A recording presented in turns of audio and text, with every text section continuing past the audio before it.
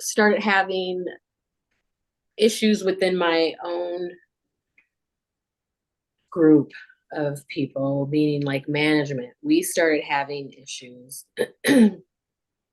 And things just got to a point where I literally wasn't having fun anymore.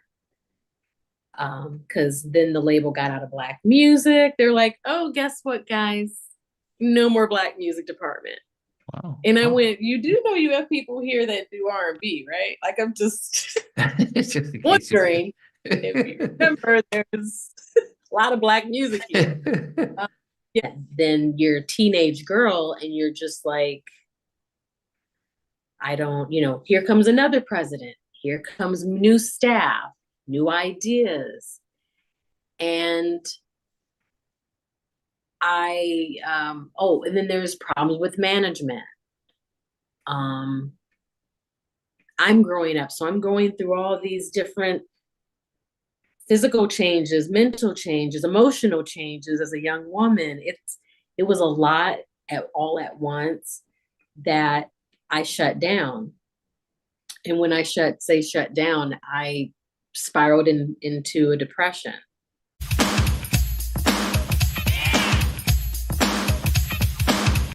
And as I said, we got a special guest today, and Miss Tracie Spencer. So excited that she has reappeared after so many years. So it's going to be great talking to Tracie about her career, about her music, about her journey, and what she's been up to because she's doing some tours and stuff. So look forward to talking to Tracie and on Halftime Chat. Can you hear me? Yeah, I can see and I can hear you. Okay. How are you Wasn't sure. doing? I'm good. How are you? I'm doing very well. It's Good. really good to be able to see you and talk to you. Yeah, finally. We finally figured it out. Yes, you know, there's a picture of yourself, Shana, Elle, and Shanice that you guys took in LA a couple just before Christmas. Or was it in Yeah. LA? So I'd said to myself, well, Shana was my first guest back in 2020.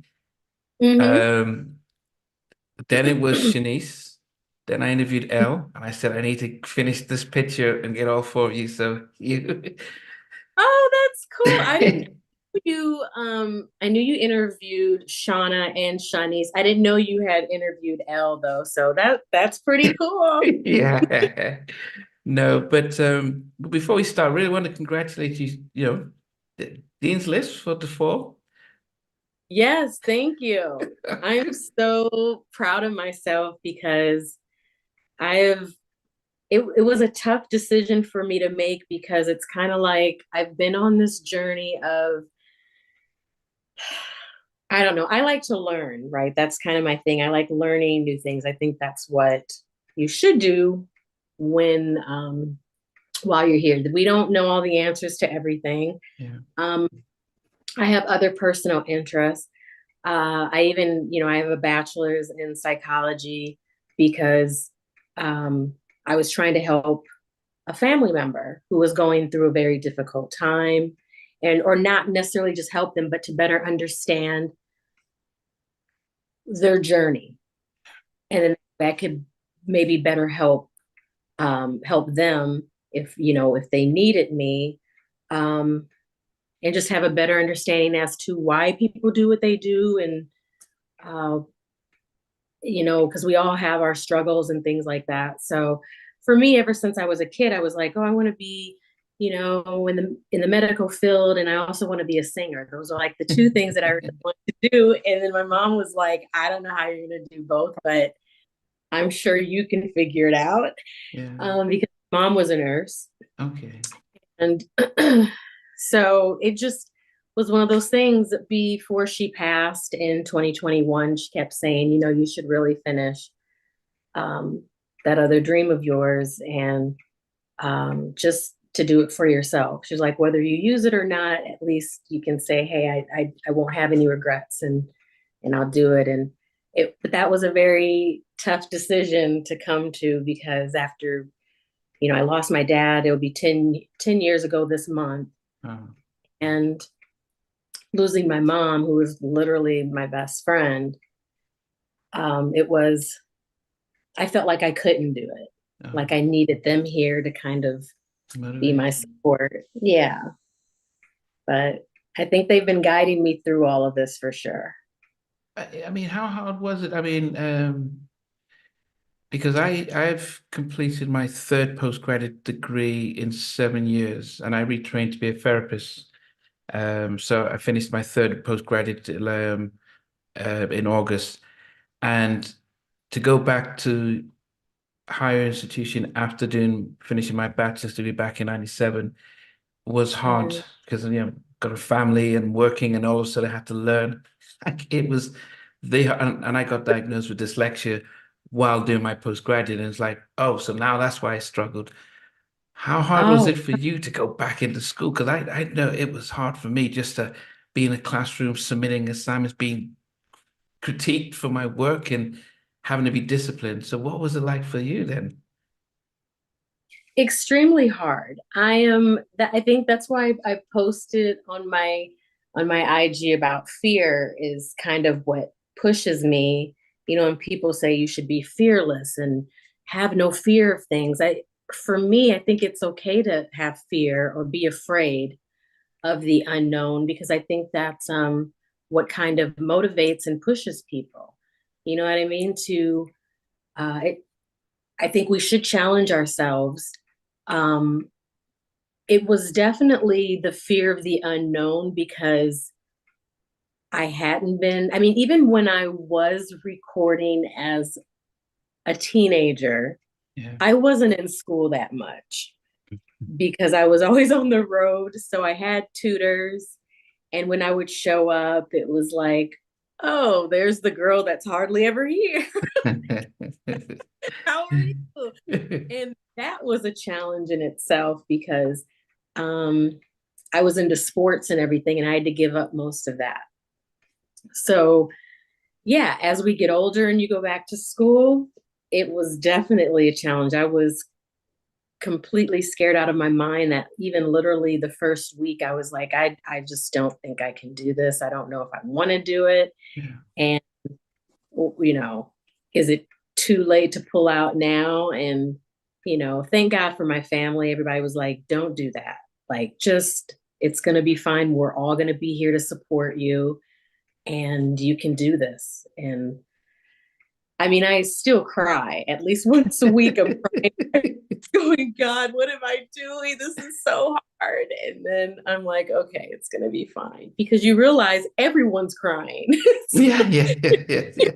the only one, Yeah. you What so is it you're it's studying so people can know? I mean, because it is like what being an operating supporting in doing an operating theater or something, or no. So originally it started off as full-fledged on nursing, right? That's okay, kind of what I was going to do. And then the more I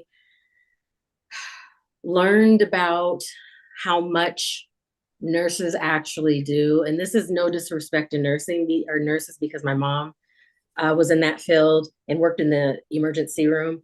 mm, For me, I felt like I wanted to do something that was more hands-on.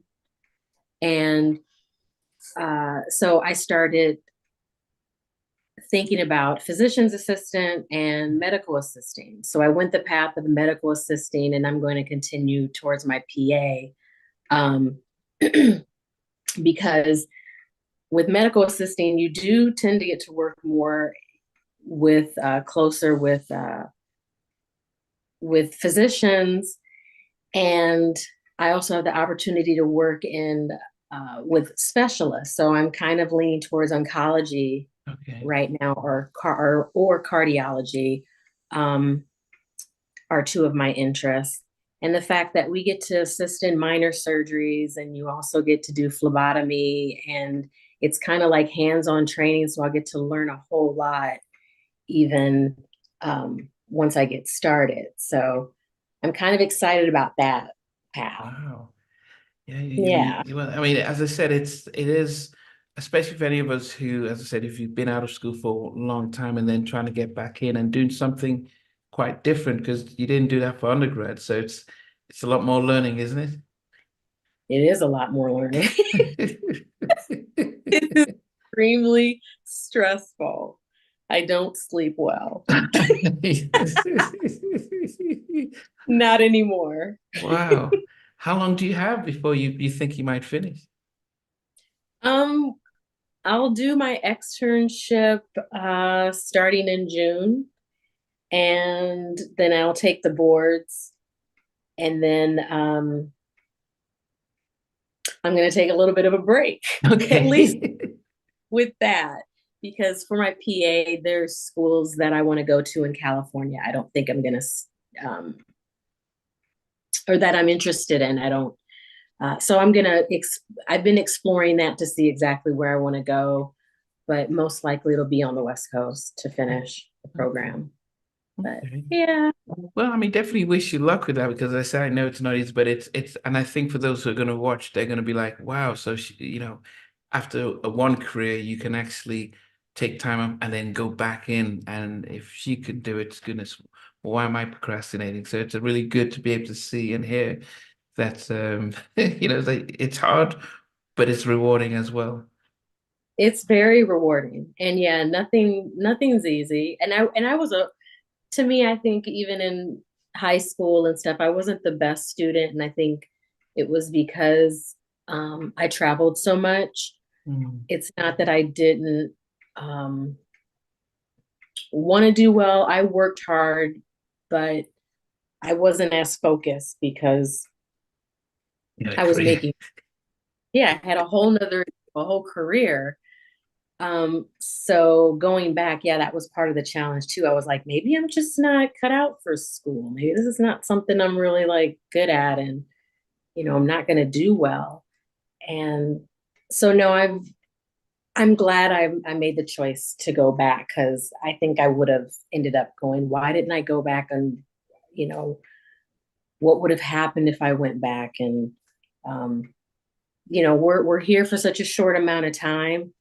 I'm gonna try and challenge myself and do as much as I can um, while I'm here. Yeah. But you did your psychology. Did you ever think about going the therapist route? I did, and then I realized I needed a therapist. So I was like, I think I'm a good patient for someone. I don't know if I should be telling others what to do. No, that was part of it. Once I started the journey, I was like, oh my gosh, I love this. And then I learned a lot about addiction. I learned a lot about, uh, behavioral therapy. And I kept thinking, maybe this is what I really want to do. And then I realized it really wasn't. I learned a lot, and I definitely carry it with me all the time. And I think it's also helped me with going back to school right now, because you kind of can apply that stuff to the medical field, obviously dealing, with patient care. So it wasn't a waste. I actually have, once I finished, I was able to support that person that was struggling, Mm. and have been helpful to other friends of mine that have either dealt with addiction or um, just stuff in their life. So it was meant for me to go. Yeah. Yeah, Yeah. I went to college in Wisconsin and I studied finance and marketing, but retrained as a cognitive behavior therapist for kids. Wow. So that was and so yeah, and actually part of why I do this is because I recognized the health inequality of black mental health among our black community, and so being able to have guests talk about their ups and downs and successes helps the people watching to think, actually, as if they can get help and if they can admit challenges, it's what about us? So it's in a way trying to really promote the fact that as people of color, going to church is good, but it's not the only thing. And there's some of us that, there are other outlets to get that type of support and talking to friends, talking to professional, but making sure that it's not a white thing. It is actually a helpful thing to be able to talk about weaknesses and struggles, and then and being able to celebrate when you overcome. So, yeah. Mhm. I agree. Absolutely. Yes. So we started backwards because I always start off because I've got an international audience, and so people would want to when they tune in, they're like, "Oh, where's everyone from?" So where were you sort of born and raised? So it gives people an idea. I was born and raised in Waterloo, Iowa, Okay. which most people, even to this day, still go, how Where? did you get in Iowa? Like, how did that even happen? And like it's some foreign place. And it's not. It's the Midwest. I'm 4 hours away from Chicago. Yeah, yeah. Uh, it's like you're just in the middle of everything. It's extremely beautiful here. It's quiet, very peaceful, which is great for my brain, great for my sanity. So, no, I love it. And my dad's background, he's French Canadian and Black. And so French his Canadian. Wow. French Canadian and Black, his family came from Canada. So, like, Wow. my grandmother came from there. And my mom, she's Creole and was born and raised in Louisiana and grew up in a household where they only spoke French. And all her siblings obviously went to school to learn English. But yeah, her parents, my grandparents, never spoke any English. And my dad ended up being raised in another small town in Iowa called Marshalltown, which is about, I don't know, like an hour and a half away from Waterloo. And um, it's like a movie the way him and my mom met, because my mom lost her mom when she was 15. She had a heart attack, Wow. and she was the second youngest out of, I gotta think, I think it was nine siblings, nine or Wow. 10 Wow. siblings. Wow. And so they all kind of, stepped in and were raising each other. And as they got older, everyone started to kind of leave and try to find another, their own path. And my mom had this dream of going into the Air Force. Wow. And one of her siblings was out here in Iowa, and she was traveling to come visit him. So, to make a long story short, my dad was a musician, and he had a band called the Cavaliers, and they traveled all through the Midwest. He was the lead singer, and they would do like James Brown, Jackie Wilson, songs like that, and from those artists. And he even opened shows for like Jackie Wilson and Little Richard Wow. when he was Wow. younger. Yeah, he started sneaking into clubs when he was 14 and singing. Yeah, that was just his thing. He just knew he wanted to be a musician. And so my mom ends up in this restaurant bar type vibe in the Midwest, and with her brother and um, I think it was his wife at the time, or fiance. My dad was performing there, and he walks up to my mom after he gets done singing, and he just said, introduced himself, and he said, "I'm going to marry you." And my mom was like, "You're crazy." And he was like, "Maybe, but I'm going to marry you." So he literally low key stalked her for several days. Like, you couldn't do that today. But you would literally, like, yeah, be considered crazy doing stuff like that now. But he pursued her for like a week while she was in town. And um I mean, She ended up going on a date with him. Um, she never went into the Air Force, never went back to Louisiana. And like 6 months later, they were married, and they Oh, were married for almost 50 years. wow. The wildest story in the world. Oh, goodness. I Did, love it. did they both speak French?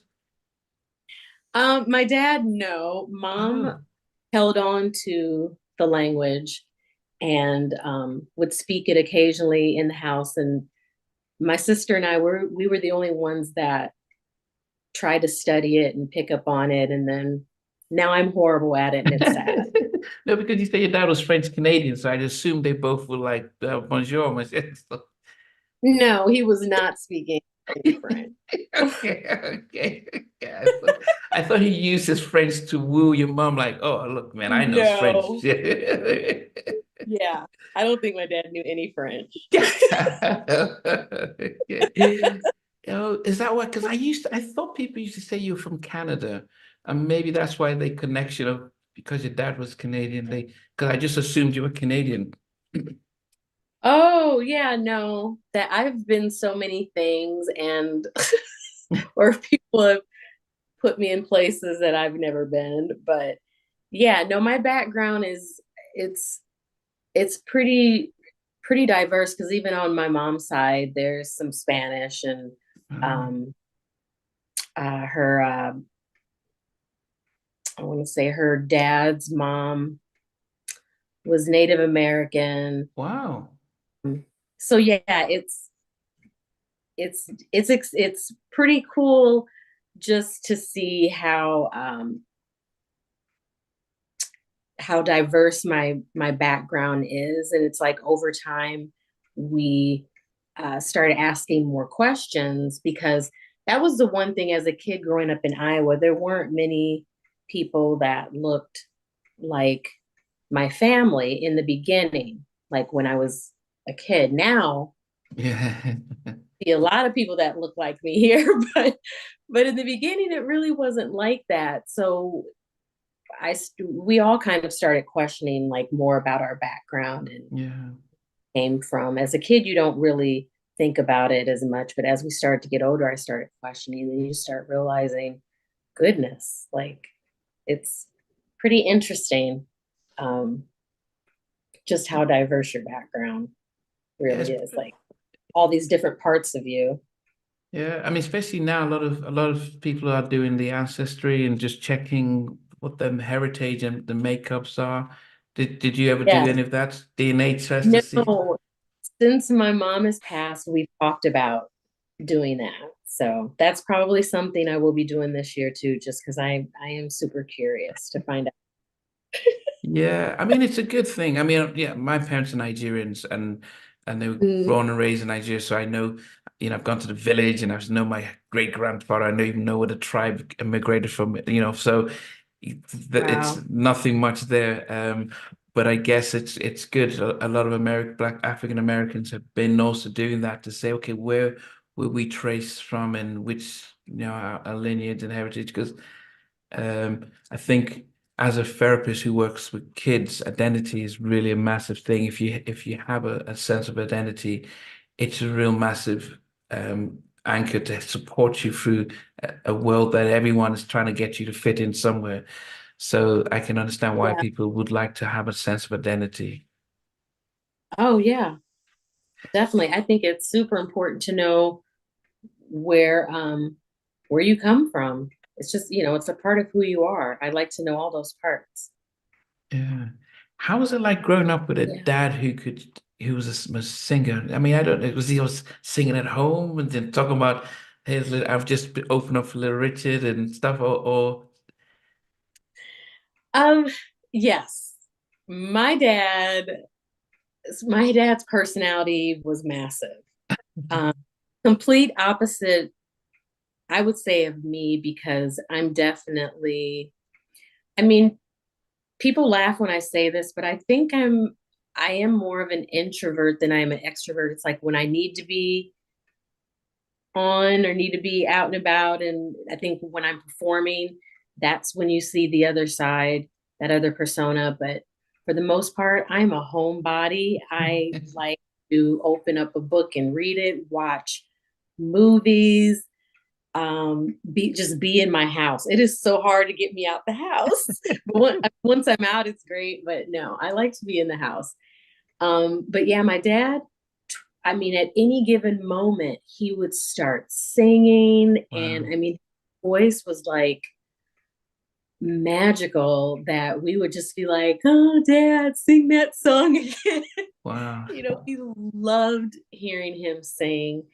And then, of course, we would all try to sing along with him, and he would teach us songs and got us a piano. And my brother, Dino, who co-wrote a bunch of songs with me, he pretty much self-taught himself how to play the piano.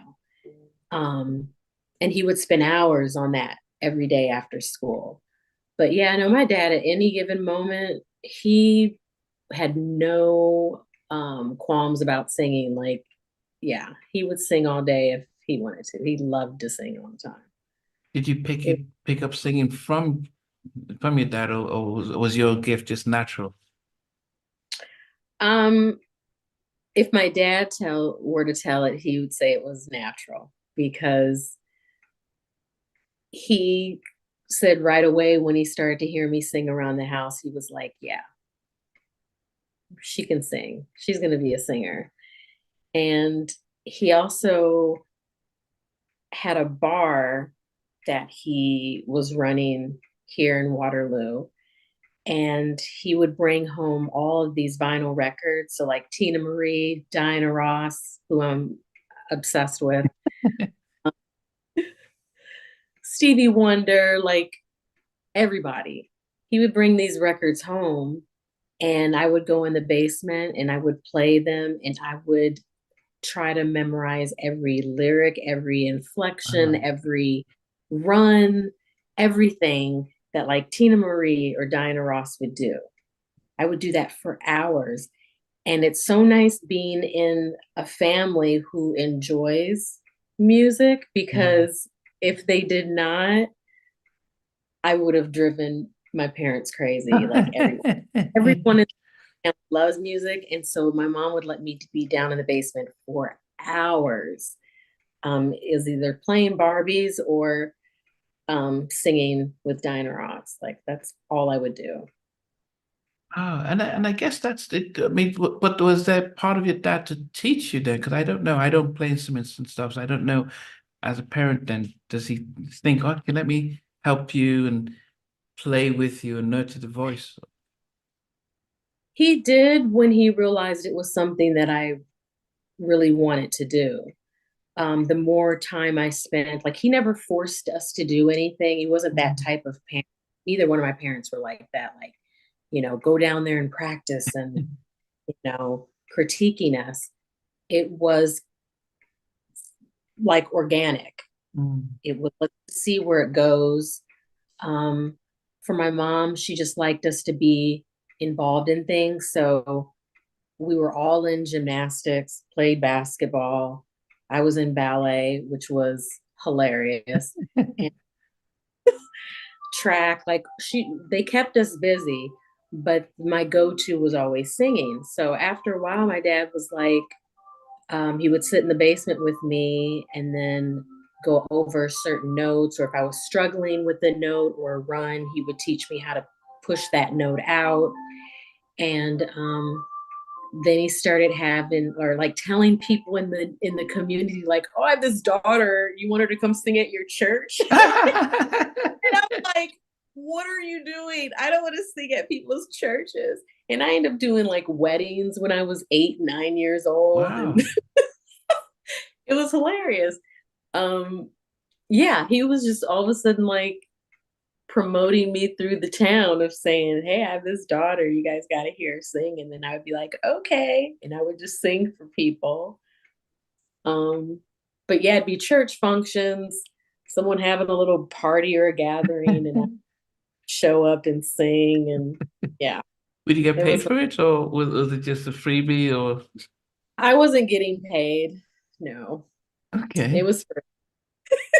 Oh, but was And it more so for him to try and get you to be confident singing and in front of others, or what was the motive behind that? I think I think it was more, he was just really proud. My dad was just that Mm, parent that was so proud of his kids yeah. that if we excelled at something or had some type of talent, he would just like to, he wanted everyone to know how proud he was of his. Okay. Yeah. Yeah. It was very sweet, very cute. But we didn't, it's not like we knew that was preparing me to get on Star Search or Mm, even record deal. Those were dreams, but being a girl from Iowa and being a, a girl of color from Iowa, yeah. I was thinking, I would be like, yeah, I'm gonna do this and that. And then I was just like, girl, you are in Iowa. You Yeah. ain't going nowhere right now. So So for those who are watching from around the world, you know, everyone is thinking, well, either you're in New York or in LA. The Midwest pretty much now we talk about people talk about Atlanta, but back in the day, it was pretty much New York, LA. So being in the Midwest, it's pretty much yeah, far from anything. So I can imagine how far that dream might yeah, seem. Like Dorothy in Kansas, it just seems so far away from everything. absolutely. I felt like Dorothy in Kansas. I was like, unless a tornado hits, I ain't getting out of But then, here. Not gonna happen. what instrument did your dad play?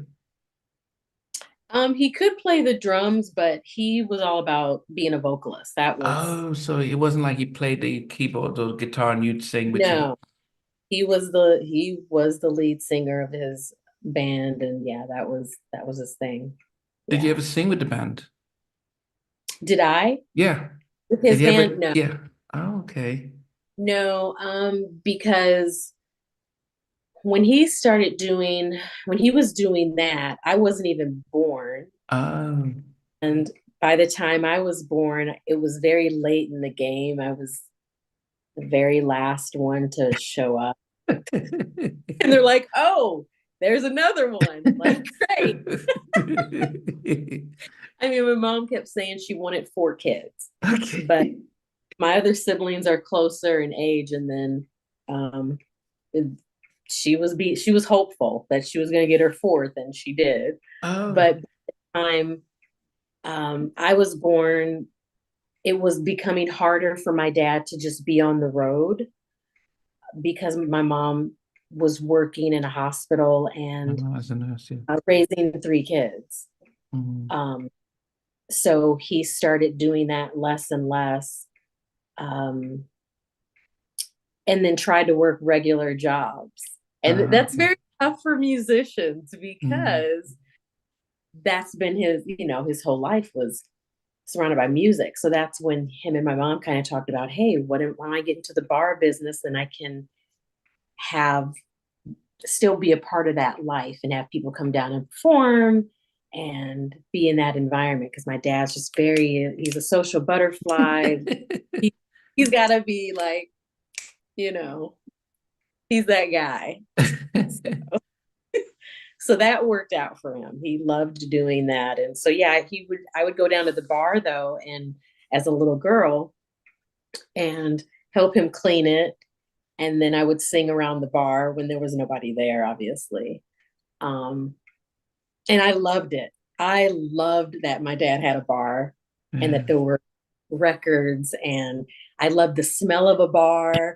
I energy of it. I was just like, this is awesome. It was pretty cool. But then, I mean, with all that going on, was there anyone who had made it, other than Michael Jackson, that you could look up to and says, well, they've made it. I've got somebody to sort of, as a sense of, well, if she could have made it, I could make it. Was there anyone that's, like yourself, that's not in the music industry as a child, that you could look to as inspiration? um Funny enough, there weren't really a lot of, outside of Michael Jackson, who started really young, that I obviously admired and looked up to. For me, I was very much into old Hollywood stuff. So pictures I would look at, or people that I would emulate at home, and movies I would watch, were everything from Marilyn Monroe to Josephine Baker. Oh. Um, I was inspired by those type of women because not just the physical beauty of them, but all the obstacles that they had to overcome. Mm. And they were such strong women, and I was just like, I'm gonna be like, Josephine Baker. I'm gonna be like these women. And I loved Billie Holiday and um, Diana Ross. Yeah, like I said, I was obsessed with her. That when I would come home from school, I would take my hair out of braids and I would be in the mirror. And the bigger my hair was, I was like, I want to be like her. And I would have and my dad had bought me a microphone, and I would be down there in like my mom's, you know, it could be an oversized black shirt, and I would make it into a dress. And I was like singing Diana Ross. Oh my goodness. Yeah, absolutely obsessed with those women. Yeah. And I was like, I'm gonna be like them. For those of us who, because I think when Star Search came out, I was probably in Nigeria or still back in England, and I guess it's equivalent to today's American Idol or X Factor or America's Got Talent. How Yeah. big was it back in the day? For those of us who probably don't know about Star Search, back in when you before you audition, was it massive, or was it just for kids, or what was it? Star Search was, yeah, exactly like what X Factor and those programs are today for everyone. That was all we had. It was that type of um, show where people showcased everything. I mean, they didn't just do music. I remember at one point they had like an acting portion on there. Then they had the folks model, they had comedians. Like, yeah, people were obsessed with Star Search. And I just remember we would watch it as a family. Mhm. And obviously, even then, I didn't know how possible it was for me to get on that show. And at that point, my dad had all these different relationships with so many different people in the community, that one guy, this guy named Jeff Isaacs, who, bless his heart, he passed a few years ago. Um, but he had a studio in his home. And so my dad started bringing my brother Dino and myself over there, and we would like write songs. He would help us lay these tracks, and I would just start recording things. Wow. Still not with the intention of we had a real plan. My like, we're gonna take these demos, we're going to a record label, and like it wasn't even like that. It was, for me, it was it was just fun. Like I had so much fun doing it. I would do it after school because my mom was just like, when she's done with other activities, yes, you can go play at the studio. You can record songs, whatever. And my dad would sit there and, coach me through it. And we took it very seriously, but it was a lot of fun. And then it got to a point where I had a few songs, and we're still watching Star Search, and my dad's like, "You're gonna get on Star Search," and we're Wow. like, "Yeah." Right. I was like, "Dad, that is like dream the impossible dream." There's Star Search, and the next thing I know, my dad's like runs into this guy who was my first manager from Kansas City. He actually ran into my dad, or hearing him perform somewhere in a club somewhere, and was interested in him Okay. as a. And this guy, my first manager, Stan, he actually had managed the Ozark Mountain Daredevils. So like these 70s groups Okay. were huge. And Steely Dan, like he was involved Wow. in their careers. And then he also had like this coffee house, and Steve Martin in the beginning of his career used to go there and do stand up. Okay. So he was well connected, but when he met my dad, he was like, "Oh my gosh, your voice is amazing. Like you need to be recording." My dad said, "Nope, but I know someone that you would be interested in." He's like, "I don't think it's for me anymore, but I know, but I have someone that I'd like you to meet." And he's like, "Who?" He's like, "Well, it's one of my kids." And he's like, "Oh, so she's like 20, 25 years old?" My dad's like, "She's 10." Like, It's dead. excuse me? Yeah, she's 10. He's like, "What am I supposed to do with the 10-year-old?" And my dad's like, "You listen to her voice, you'll understand." And he played him the demo, and then he was like very impressed. And he was like, "Okay, well, let me at least meet her and let me figure this out." And so he met me, and then we all talked about, he's like, "Well, what do you want to do?" And I was like, "I want to be on Star Search. Like, let's start there. If you can make that happen, let's do." And yeah, we sent in my demo. I even created a video that I started calling like the local libraries to see if I could utilize their facilities to shoot like a video with friends and Okay. some fans. And it became this, so it just became this whole thing where we were then trying to find songs, which is now it's easy to do that. You can find a whole lot of karaoke style songs, Okay. internet, and sing to. I was limited. There was Missing You by Diana Ross. It had to be a Diana Ross song. Okay. I found an instrumental to that. And then Do Me Baby, Melissa Morgan, the Prince song. Mm. Um, and How Will I Know? Because at that point I was falling in love with Whitney Houston. So so I performed those three songs in the basement of a library, Oh, and I sent that video into Star Search. And that's how I got on Star Search, because then they sent me a letter back and they were like, "We'd like to have you on our show." And I couldn't believe it. I was like, "There's no way I'm about to get on a plane and go to like go to Hollywood and be on Star Search. Like, what?" That was a lot. wow. I mean, what was it like? I mean, getting the letter though, I mean, did you think that's it? Dream's over. I've got the dream I wanted, or was it a big celebration? I didn't even know. It was very overwhelming. Mm. It felt like, you still feel like you're in a dream. Yeah.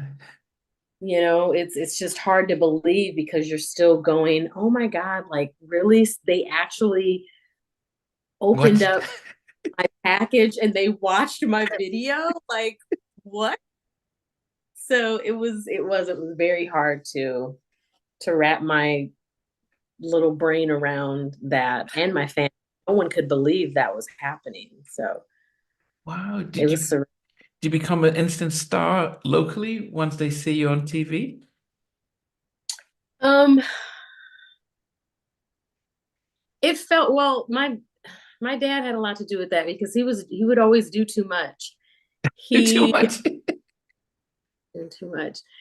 He obviously, with him having a bar and being, the social butterfly he was, that he was always telling everybody, like, "My daughter's going to be on Star Search and we're going to California and all this stuff." And we went out there. We even it was my first time going to Disneyland. Like, we Oh, planned this whole trip, and it was crazy.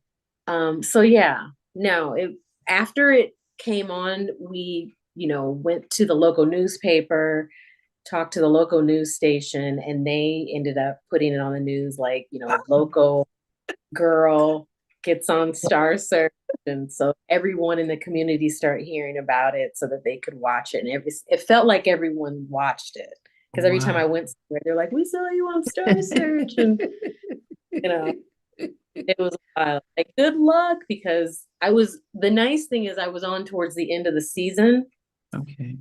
so I didn't have to start at the beginning and try to beat out Oh, a yeah. whole lot of people.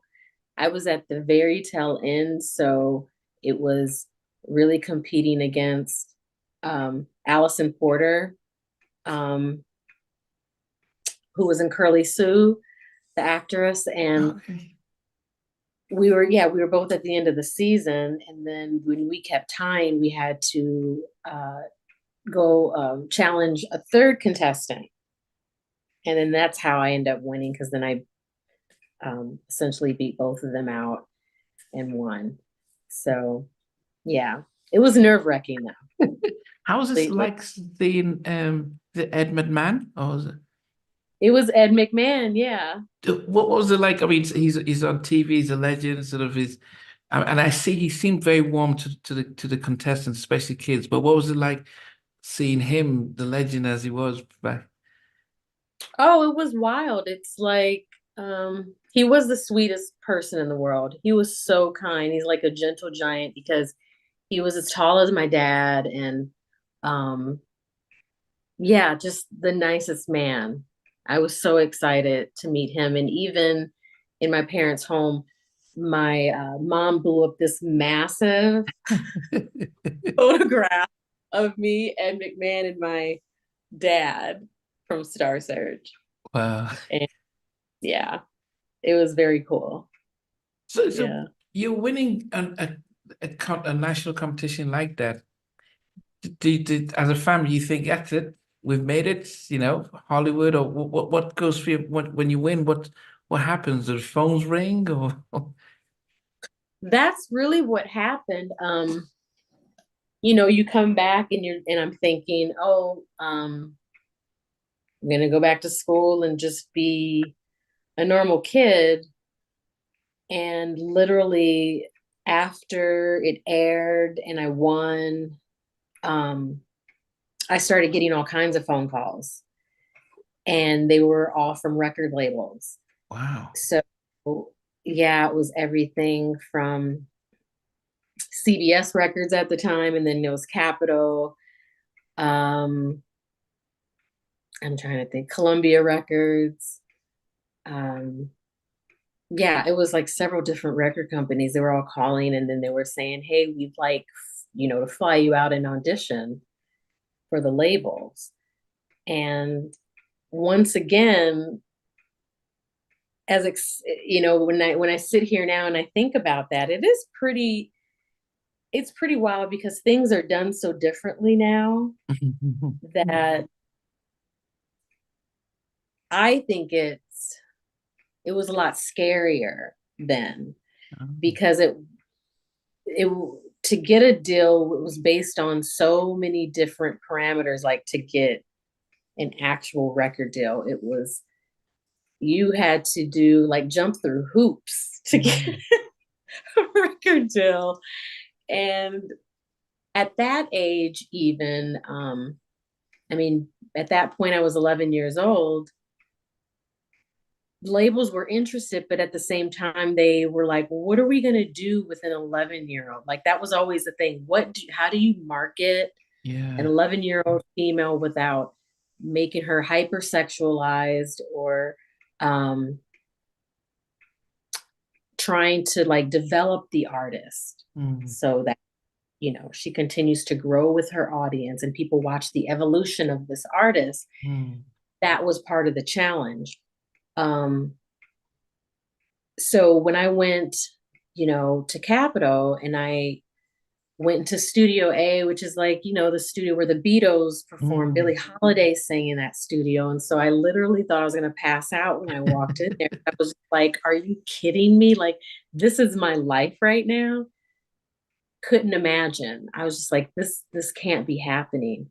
And I sang in the studio in front of these executives, and they were just like, super impressed. And so then it became the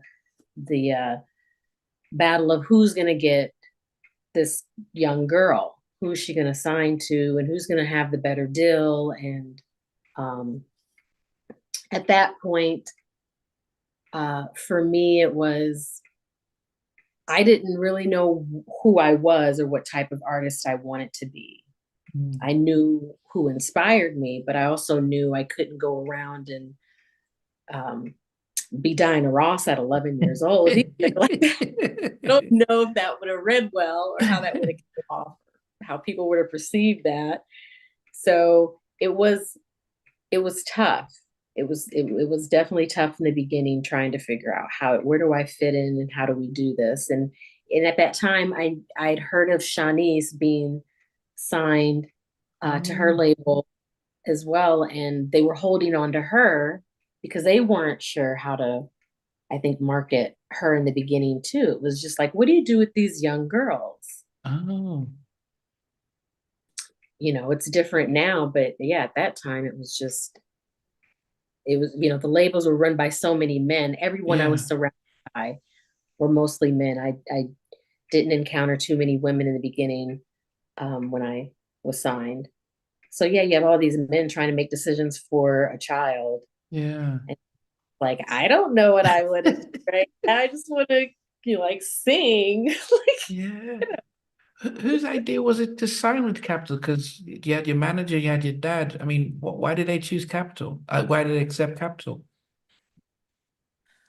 Capital was the most persistent.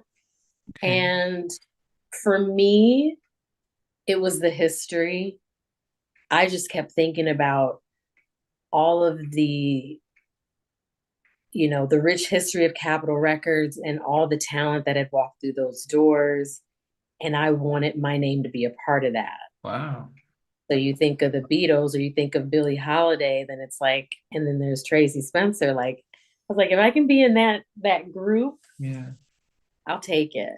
I'll take it. And they did have they, worked really hard into creating a really great or like bringing a really great offer to the table because in the beginning, yeah, they really, really believed in me and they were like, we're really going to try and see if we can make this happen. We want to do this. So, yeah.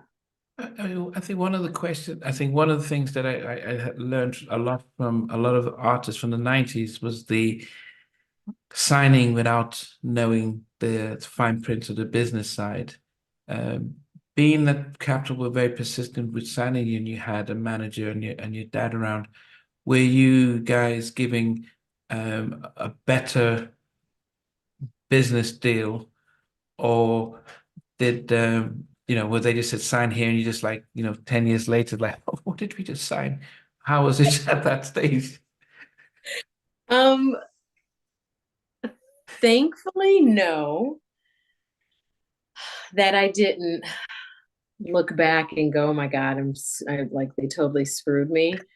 No, I did right away get a really good attorney to come in. Um, I said you or your parent? I mean, because you're just 11, so I'm just wondering when you said I got oh yeah, no, that would be my parents doing. okay. I mean, we would have these discussions because obviously I didn't know, but they also they would never do anything or have these discussions without including me because they Okay. wanted me to know And learn, that yeah. part of it and yeah, exactly. And to learn about the business side of the music business. Obviously, at 11, part of that, I wasn't that interested in the business side. Okay, I yeah. was just like, yeah, okay, let's just sign something, like do this. But my dad was like, no, it's not that simple. So yeah, no, I do remember that there was a lot of negotiating going back and forth for a while. It was not Okay. a one and done deal. Um, Always leaving an option for me to get out if Okay. for whatever reasons, like not to feel for me to be trapped Right. into a contract, and always going into after so many years or after each album, being able to renegotiate into a new deal, that whole thing. So yeah, no, I definitely, people can say a lot of negative things about record labels. And granted, Capitol definitely had their ups and downs because I think I went through so many different presidents while I was there. Yeah. Before putting an album, in the middle of an album, it'd be like, oh, by the way, there's a new president of your label. I Yeah. start to like this guy. Like, what's going on? Yeah. They come in with a new agenda Yeah. and, new thoughts, wanting it to you because they want to put their stamp on it. So they're like, Yeah. we're not going to do it there. We're going to do it this way. So that wasn't a joy Yeah. going through that. But yeah, they never made me feel trapped, is Okay. what, yeah. You mentioned when you were young to being able to write songs, and I know you wrote stuff with your brother. Did you get the opportunity to sign a separate publishing deal with Capital or EMI or something or someone else? Yes, through EMI. And then um obviously we were part of the ASCAP family, and I'm still part of ASCAP. And then I entered into another publishing deal later on, much, much later on. But yeah, all of this stuff was very new to us. Like I didn't know what an ASCAP was. I didn't know what a public deal was. Like all of the things that you had to learn. And I was just like, so you just don't sing? Like Yeah. we just don't go in a studio and make records? No, ma'am, it's not all you do. Yeah, but you're So very fortunate though, because 90% of other artists that came along didn't have mom and dad, and they signed production deals who took everything, and then even Jodeci, they were like, yeah, we're so popular, but we don't see any money, and then yeah, so and I when I spoke to Shanice, she mentioned because her mom knew the industry and stuff, she got her fair deal. But then that also puts you on a disadvantage because they're like, oh man, we can't make money off of this person. And so they're not as keen to promote you. But it felt as if you got because they were so eager to get you, you sort of got things fine and they were looking forward to your success at the yeah, beginning. they definitely were. As I continued to get older, um, yeah, then you do run into those instances where people were just like, oh my God, her family is everywhere. I can't in that circle. Like it's very hard to try to pull her away from there and you know and create other situations. So no, I was grateful that my family was always around me. It just, as I got older, then things you start to break away from that because then I started feeling like I really wanted to, um, be my own person. I wanted to see how much of this I could do, on my own, outside of my family. I wanted to, I mean, that goes with getting older, like you go through that. But then that's also with that, there's a lot of risk involved because there's a lot of scary people in this industry. So Yeah. that's when it gets kind of weird. But in the beginning, I was truly, truly, truly grateful that my dad was always with me. He would travel with me. My mom would travel with me too. Like they would split it up Okay. so she could have an opportunity to go places with me too. But for the most part, yeah, my dad went everywhere with me especially when I was touring. Yeah. How was it like recording a debut album and because you're singing at home now you're signed to a label in Capitol's famous recording studios and now I don't know if there's pressure or is it fun just oh yeah we're going to record your album. I mean, how did that feel like? I didn't feel any pressure. There was like nervous energy because it's just all this excitement and the unknown. I didn't know what the process was going to be like. Um, so I was just excited. Um, yes, like I the on the first album I worked out of Ray Parker Jr. Studios Oh, and got to meet him, Americana Studios, which was like it's historical. is that And Jimi Hendrix Studios or? um Okay, no, maybe not. No, no, no, his was something lady. Yeah, gonna say. yeah, yeah, no. Um but everyone had worked out of Ray Parker Jr.'s studio. Like everybody and their mama had been there. I was spending lots of time in that studio. And that's where I learned that you don't go in and you sing one time and you get to go home. Like no one told me you'd be there for hours. And I was like, oh my God, this is a job. It's a real job. It's everything was started to take place. It was like you go into the studio, you're laying down tracks, and at that point, that's when people were stacking vocals. So Hmm, you would literally do a gazillion tracks of a gazillion vocals and a gazillion notes, and they go wow. through and pick the ones they like. So, yeah, I would be singing 4 hours. It wasn't a matter of auto tuning and things like that. Pro Tools. Yeah, Pro Tools, you had to do the work. If you messed up a note, it wasn't, it's okay, I'll fix it in the yeah, mix. yeah, yeah, yeah, yeah. So you go back out there and you have to fix it yourself. And with that came a lot of discipline though as a vocalist and a recording artist. So I'm glad I was a part of that. Hmm. And yeah, then I worked with Seth Riggs, Oh, the vocal coach famous for vocal coach, Michael Jackson and the the rest. world famous, yes, Michael Jackson vocal coach, everybody's vocal coach. So I remember going to his house and doing vocal lessons. I would do that. Then I was still in school, um, dance studios.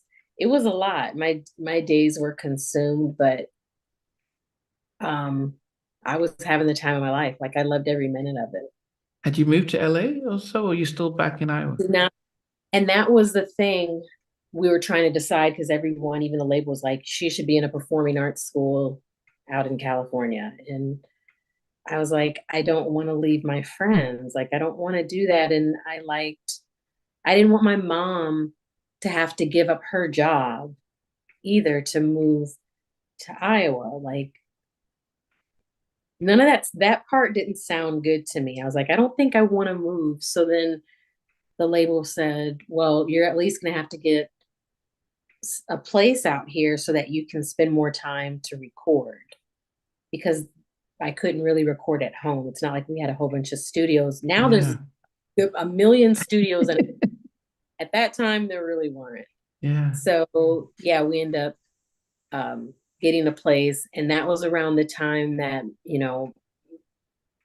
my sister was graduating from high school. So she was like, I want to move out to California. And she was going to fashion and merchandising school.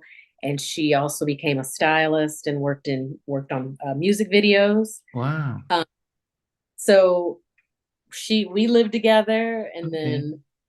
then my brother, who wrote songs with me, he moved out. And so we ended up having a spot. So they would stay there and then I would just come back and forth. And at least I was Okay. like, I can go there and my siblings are here. To look after you. So yeah, it was kind of nice. Yeah. Yeah, I guess. But how long? Because when you go back to Iowa, do people realize you're recording an album or videos out, or can you just walk the streets without people taking your autograph? Or, You know what's funny? And I think that's the charm of being in the Midwest or living in Iowa because most people knew who we were anyway. I mean, I grew up in a very small community that when I would come home, I was literally the same. I went to Catholic school. I put on my uniform, I'd go to school, and I was the same. I was just a kid. I felt like I wasn't any different. mm, And even though everyone else looked at me kind of differently, but then um, they adjusted and it became like, oh, it's just Tracie. Like Okay. she's annoying and normal. Like I wasn't walking around like, I'm this diva. Like it was never like that. I was a tomboy. I was in Catholic school. I would go home and still play with my Barbies. I'd go roller skating. I'd ride my bike around and I was just a normal kid. Wow. By the time you were coming out, had Stacey Lasses all come out and Tracy's already come, sorry, Tracy, Shanice and, you know, Mhm. had they come out? So it was almost like, okay, we kind of, it wasn't just you as a young artist. Had that happened or were you one of the first to come out? Um, God, that's hard to tell. I want to say no, Stacey Ladisaw was before Okay. me and Shawnee's. Yeah, she was before us. I don't remember how old she was. I thought she was like maybe 15 or 16 or something when Okay, she so first. slightly older. So okay. So Yeah. And me and Shawnee's were the youngest.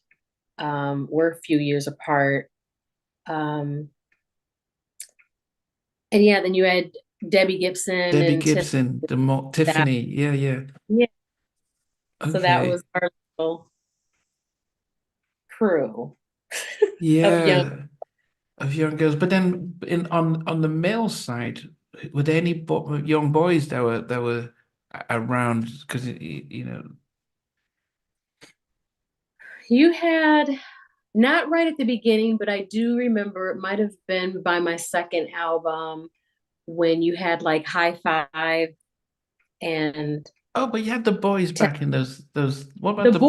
boys. Yeah, I got them forgetting the boys, and I went on tour with them. Oh my, yes, the Okay. boys. Love them. They were so sweet. Yeah, I went on tour with them because we did a tour. It was me, the boys, and then I met Albie Sure at that time and did a show. And yeah, yeah, there were more. Oh, and then there were New Kids on the Block. Yeah, but they were a little bit older. I mean, we're talking about They six, were 17, old. 18. Yeah, because you came out, it was Yeah, 11 or 12. That's still, still I quite was young still to, young. Yeah, between me and the boys because they had yeah, they were, Bilal, I think was like 10 or yeah. something. He was the youngest in the group. And yeah. But not many, there were definitely not many females that who were 11 and 12 that I was meeting or on the road with. No, there was Now, not a lot. yeah, no, yeah, as I said, yeah, as I said, that you guys were with the Trailblazers. But then I mean, when your self-titled album comes out, was there an expectation from Capitol, like, okay, you need to go gold or platinum, or is it just like, let's put it out there, see how it goes, and then we'll go back to the drawing board? It was very much like that. They were hopeful. They put a lot of money into just the record itself and the videos. They wanted to make sure everything was, it was like top tier. Like we're gonna put everything we can into this project for people to take it seriously because they knew it was going to be a challenge trying to market a child. They just You weren't saying a sure. child. Like a toddler. Like how Yeah. do you who wants to buy a toddler album? So it was a challenge. It definitely was a challenge, but it was fast. It was fun because once I got on the road, then you had all these young girls who were so excited because they were like they were just like, oh my god, like she can do this, we can do this, and or here's like this young girl that's not, that seems like a pretty normal kid who's just out there living her dream, Yeah. having fun. And so that was truly exciting, but I still think there were still some of its challenges because I also had an adult audience who were into my music because the first album also had big ballads on it, Mm. which through a different group of people. And I think some people felt some kind of way where they're just like, oh, I'm a huge, like, I really like this girl, but she's four. Like, this is weird. I mean, a 4 year old's record, like, this is weird. But then it became normal after a while. I think people realized because that was, we were, we were always doing, trying to do our best, even with the label and with management and my parents, to make sure I stayed looking like Okay. a young. Yeah. Even though the Because songs might have been a little bit more mature, but yeah, because we didn't want to do bubblegum pop songs. We wanted people to know that, she's not just here, you know, for a minute. We want everyone to grow with her and want you to know that she actually is an actual singer. And so, yeah, you had to throw those types of songs in there to show people that I wasn't just a little kid.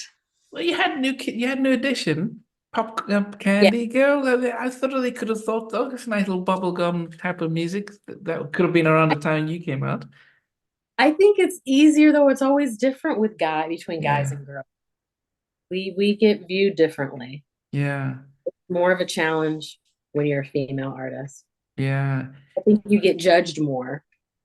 Yeah, yeah, and yeah, it is hard because then who are the boys running to the shows and as to, are the fan males as opposed to little boys who would have lots of girls who tend to be the fans. You can sort of find an audience and market to them as a label, I would imagine. So, Yeah. um, did was there disappointment from Capitol with the sales and and performance of your debut album?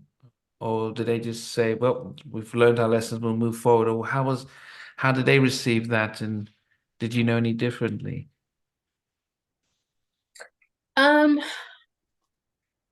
I think they were happy with the way things went, and they were glad to see that I was able to get mainstream success, that things worked well overseas because I ended up doing a tour overseas on the first album. So I think there were a lot of surprises that they just weren't sure because they really didn't know. They went into Hmm. it going, we want to make this happen. We just don't know how it's going to happen. So let's just, take a gamble and see. And so, yeah, that took me into the next album. And at that point, I had a new president. So that's kind of how it all began. And going into that record, it had its challenges because at that point, I was 13, going on 14 when I started putting that record together. Okay. And that's when I started writing. And that's where Tender Kisses um, came from, writing that with my brother. And that album to me was more experimental because I still wasn't like, I wasn't 18. So we couldn't be like, okay, well, now she's 18. She went from Yeah. 11 to 18. It's a huge time of growth and a lot of different experiences. It was only, a couple years later. Mm. So I was still in high school. And so we just really weren't sure of the direction to go in. And I just remember Hal Milgram at the time, who was the president, him coming to my brother and me and him going, "Hey, I have an idea." And we're like, "What's the idea?" And he goes, "Do you guys want to A&R your own album?" What? Exactly. It's like, what? I was like, um, come again? I was like, I know nothing about doing that. I'm like, so you're telling me go find my own producers, find my own songs? Like, you want me to figure out the creative direction of this project at 14 years old? And he's like, yeah, I believe you can do this. He was like, make the record you want to make. And I was scared out of my mind because I had no clue of where to begin or what to do. And I just remember, okay, he gave me some, it's not like he walked into the office and said that weird and went home and like, had a cocktail. It wasn't that. He was like, here's a budget. Um, here's your staff. Like, we're here to support you, but you can make the record that you want to make. Oh, And yeah. So immediately we went to work. My brother did his thing and he started, we were always getting submissions. It wasn't like this task of trying to find people. okay. For me, I kind of had this thing where, there's a lot of talented producers and writers that were well known or whatever.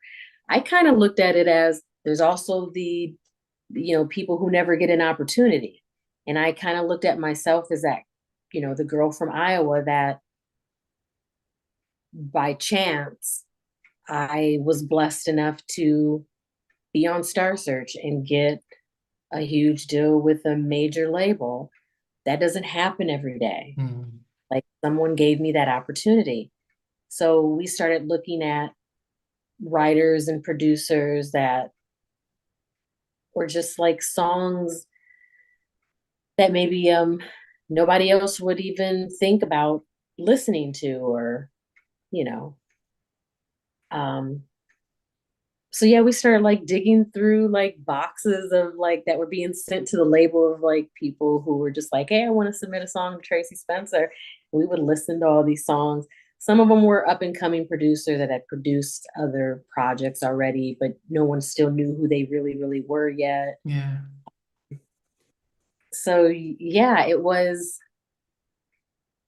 and it's funny because people have asked me, would you do it differently if you went back to that second album? And I would say absolutely not, because it was a big album for me, and Tender Kisses was a huge song for me, off of that album. So no, I would never do anything differently. I was even in charge of the artwork of the direction I want to go in.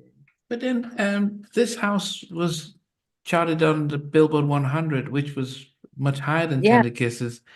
yeah. Um, but it doesn't seem to get as much play as Tender Kisses seems to be your signature song. I feel like that. It's funny. It's um even when I was on tour with that album performing it, it would always be, yeah, This House and Tender Kisses. Those obviously were two very big songs for me on that album. And Save Your Love. Um, there's yes, and Save Your Love. Um, but I think Tender Kisses just became like that signature song where people just associate Tracie Spencer with Tender Kisses. It was just a signature ballad, classic R&B song. This house, um, when I did a lot of spring breaks, and it was really, really big in the gay community. Oh, okay. Like I had, because I had so many different remixes of this house that doing spring breaks and all these like clubs um during that time, and had a huge following, um you know even in New York or in Miami, in the gay community. And that was new for me because I grew up in Iowa. So, and so yeah, and it's funny because it opened, I learned a lot. That second album, I learned a lot, I saw a lot, and had so many amazing experiences. But yeah, I felt like different groups of people gravitated towards that record because there were a lot of pop songs on there, a lot of dance songs, and then you had the R&B side. So it was kind of split in the middle. I would do different shows, and it would be a different group of people here, and I'd go somewhere else and do, Tender Kisses, Love Me, those songs, and it'd be a whole different type. And it was wild. It was nice to see though, because I felt like I was when you do music, I obviously don't do music for the masses, for people. You do what makes you feel good, Yeah. and you hope that that resonates with the rest of the world. And I could see that with the second album. I felt like that's what I felt my music was doing, because I tried to do music that just made people feel good. Yeah. Was there no temptation to get an Ellie and Babyface or Jimmy and Terry Lewis or Teddy Riley because they always were known for hits like they did the Down My Heart for the Boys and Janet Jackson's Control. So was there no temptation to say, well, let me just get them to do one or two tracks on my sec debut or my sophomore album and then have others, or did you look at your budget and think if we get one of them, it might skew the whole budget, so we need to stay? I don't know. You know, it's funny. Yeah, I obviously, who wasn't or isn't a huge fan of Babyface or, you know, Jimmy and Terry. Jimmy and Terry, like seriously, and Teddy Riley. Obviously, I was a huge fan of all of these producers, and I don't know. I think because it was my sophomore album, and I really wanted to just experiment, Mm. because I felt like, what if I never get this opportunity again? Like, I didn't know. It's like you really don't. I wasn't. I'm very much a realist, like when it comes to just life in general, and so I know that the music industry can be a funny place, and Mhm. like people love you today, and then they're just like, whatever with you tomorrow, and you learn that early on, and so I just felt like they're throwing money. I'm gonna do whatever I want to do. I'm like having fun Mm. and see what happens and learn from it. I wanted it Yeah. to be yeah. There was enough money for me to go to a baby face. There was definitely Oh. money. If I would have went to the label and said, I want Babyface to do half my album, and Babyface was like, sure, I'll do it, I think it would have been fine. It would have been fine. They they Capital believed in me. I Wow. felt like that much. And um I just feel like, because there was so much internal conflict in the label, that if there wasn't that much internal conflict, things would have probably played out differently too. But I went through, I was kind of an artist at a label that just, you know, there was just so much going on. People were losing jobs left and right, people leaving the company, people unhappy at the company, lots of drama in that label. But I would still call and be like, I'm still here, right, guys? Still I got a mean, budget, right? Okay, thank you. yeah, I mean, Well, what was all right. and that was really sad because there was because here in the UK we had EMI and of course then you had Mhm. the big six back in the day and then they started merging and they thought about they was trying to make money so it just meant labels were just chopping and black Yeah, music departments seem to have taken the brunt of that. Even though the 90s was a booming time for R&B, but they just really just took the hit from that. Then how yeah, then do you've got a really good album out, you've got three big singles that are going out there, and then there's Of He behind you. How do are you just going on tour promoting the album and hoping that things would clear up by the time you're ready to do album number three, or what goes through your mind? you do hope that things will start to balance themselves out, and you're just like, um hoping things get a little bit better and a little bit easier, and they don't, for the most part. And they don't. You can be hopeful, and that's kind of when I was started having issues within my own group. of people, meaning like management, we started having issues. And things just got to a point where I literally wasn't having fun anymore. Because then the label got out of black music. They're like, oh, guess what, guys? No more black music department. Wow. And I Oh. went, you do know you have people here that do R&B, right? Like I'm just Just in case you forget. wondering if you remember there's a lot of black music here. Um, yes, I do pop, but I Wow. also like music. So um I just it's so funny because there's part of me I think that, it suppressed a lot of stuff during that period, towards the end of the second album, and that I just have like these flashes where I just remember walking into the label and going to the floors that housed urban music and then being empty. Wow. It was like a ghost town. Lights were off, literally. And that's a weird experience and a weird feeling. And then you're a teenage girl and you're just like, I don't, here comes another president. Here comes new staff, new ideas. And and then there's problems with management. Um, I'm growing up, so I'm going through all these different physical changes, mental changes, emotional changes as a young woman. It was a lot all at once that I shut down.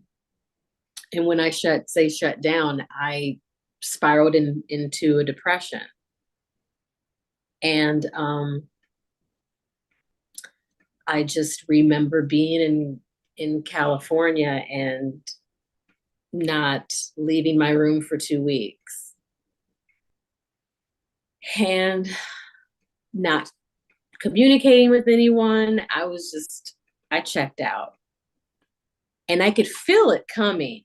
It's like Mm. you feel like you're on the brink of something bad is about to happen. And I thought I could get ahead of it, or just, you ignore it. You Yeah. think like, I'm going to be fine.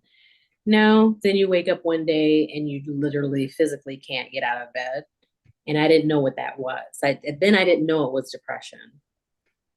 Um, and I just remember my brother becoming very concerned very fast and telling my parents like something's really wrong. And my dad flew out and literally got me out of bed and said, "You're going home." And that that was a pivotal point for me because um it's funny because it's weird to talk about because I don't talk about it. It's not something that I share with a lot of people. And I think it's one of those things that most of the world doesn't know about me, that I went through something like that. But I feel like it's something I need to share with people just because um, it's a part of my story, and it's kind of how I've gotten from there to where I am now. Those types of going through that experience. But yeah, I remember coming back home, and I even had like agoraphobia for a little while.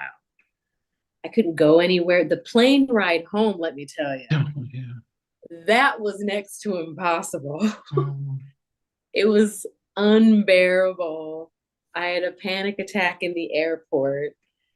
I had to wear like a hoodie because I just needed to feel like I was closed in. I didn't want people looking at me. Um, it was literally a nightmare. I wasn't eating. I wasn't sleeping. I was horrified as to what was happening to me. And I just remember going home and, you know, the first thing my mom did was just hold me, like she hugged me forever. And it was the best feeling in the world, but without even speaking, she knew that that's what I needed at that time. And should I have gone to a doctor? Should I have gotten a therapist then? Probably, but um my family just protected me. I stayed home. I remember my dad calling the label and saying, or calling my attorney and saying, as of right now, she's not doing anything. Don't care what commitments there are. Like you deal with it. But my daughter's health is more important than anything right now. And I was only home for like a month or two. And then I remember saying, I think I'm ready to go back and deal with things. And at that point, there was money that needed to be owed back to the label. There were a lot of commitments that I just didn't uphold on my side because I was be spiraling. I was Mm. becoming very unhappy and I couldn't do the work. And I was just like, I don't think I want to do this anymore. Like, this is stupid. I don't want, like, this is insanity. Like, I'm not having fun. And I've said this before. My mom always would say that to me. And she said, the minute you're not having fun at doing anything, you stop. Mm. Like, don't torture yourself. Don't feel like you need to do something because other people expect you to do it. Whatever needs to be dealt with, we'll figure it out. Mm. So I just remember, right now at the top of my head, because I can't really remember who the president of the label was at the time. Um, but I remember getting on a private jet, going to New York with my dad to have a meeting with the label and walking into the office and I remember him just saying, how can we make you happy? What can we do? Because we don't want you to leave, but you are under a contract, young lady. And when they put you on a private jet and have you Yeah. go to a secret location, to an office you've never been to Wow. before, Wow. where they have like literally a waitress coming and bringing you food and drinks, and you're like, this is like, what? It's very surreal that and it's just you and your dad. um my dad's comment was, we tear up the contract, we start a new deal, she owes nothing, we go in with a clean slate, and she goes back into the studio. My dad said that. I didn't say that. I was just sitting there like not having really anything to say because I still didn't, I just was so confused by everything. I was like, this is now it's become, now I'm seeing what the music industry really is all about. Mm. Like that's what I felt like. It went from, oh, it's fun and games, you get in hair and makeup, you have fun, you shoot expensive videos and you travel the world and meet cool people. Now is in a position where reality had settled in and you realize it was a business. A label is a bank and you're a commodity, like, you know what I mean? And you're Yeah. like, it is what it is. It's not all fun and games. Mm. And um, I just remember us shaking hands and that contract was ripped up and gone. And Mm. I didn't owe them anything. And we started off fresh Without a and lawyer there. Wow. without a lawyer. Wow. Yeah, I would never advise that to anyone now. But Yeah. my dad was a big guy. Okay. Okay. People were scared of my dad, and my dad scared of no one. Mm. because I was his child Yeah. and he would do anything to protect me. So he didn't care who these people were.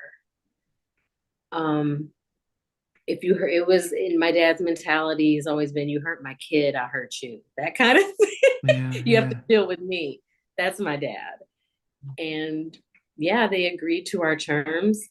And I thought, well, I'm going to leave and everything's going to be fine again. And it got that much harder because that's when I went back into the studio again.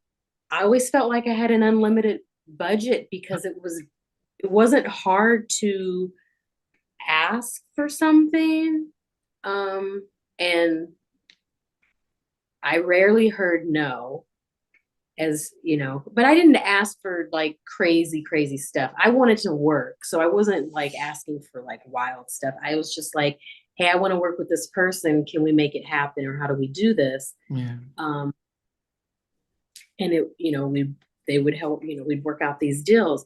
But I ended up working, with people from Queen Latifah's camp. I went to New York and demoed some songs, and then I ended up as like a few songs, and then a couple of upcoming songwriters and producers. Then I even ended up going into a deal with Dallas Austin and spent a lot of time in Atlanta working on an entire project.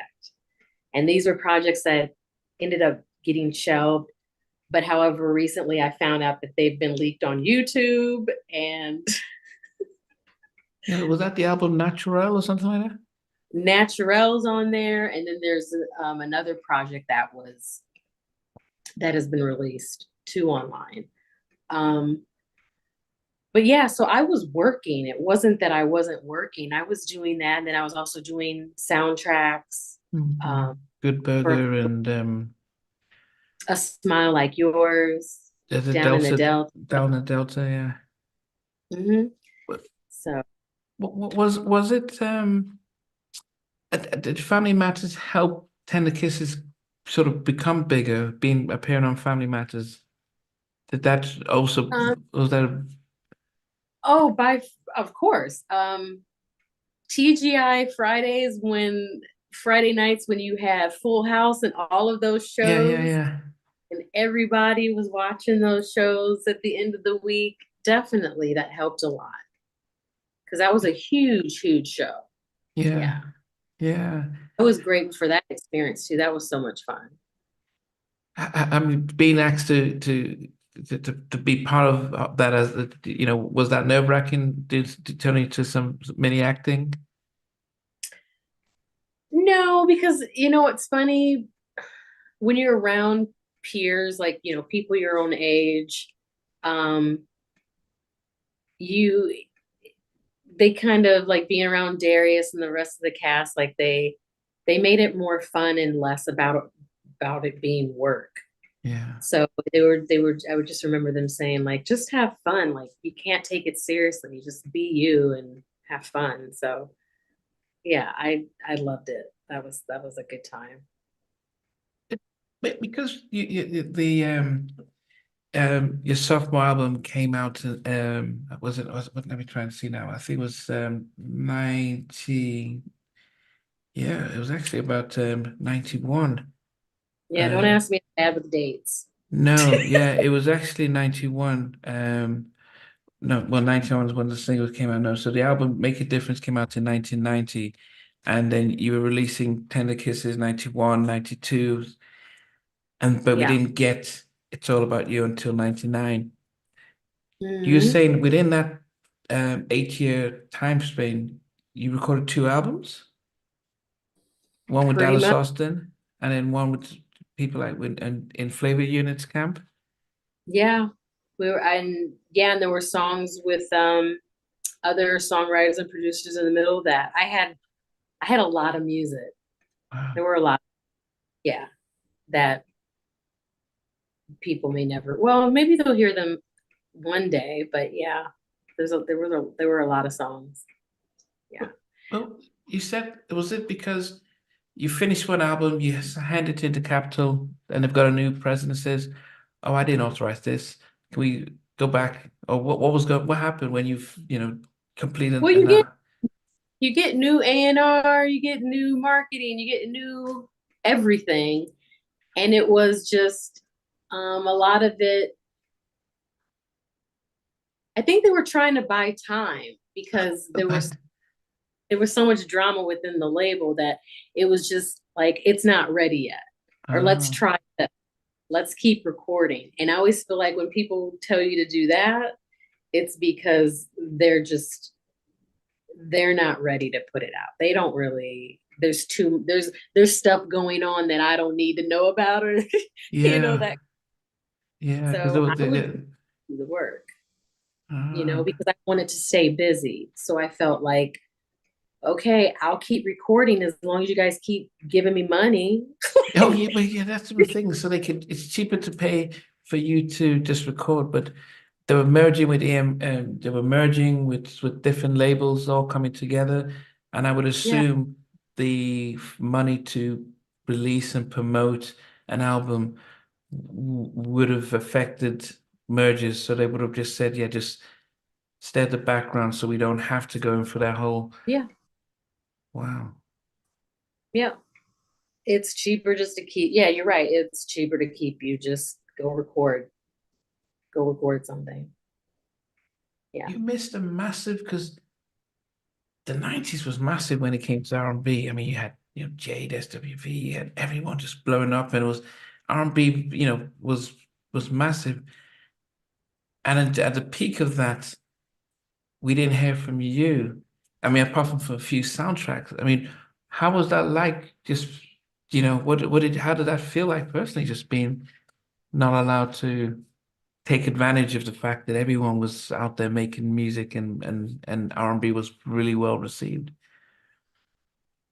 It was, well, there was this internal struggle because part of me, yeah, I felt like I was missing out on a lot because I was like, I really like recording's great, but I'm like, you start to you get burnt out too. Mhm.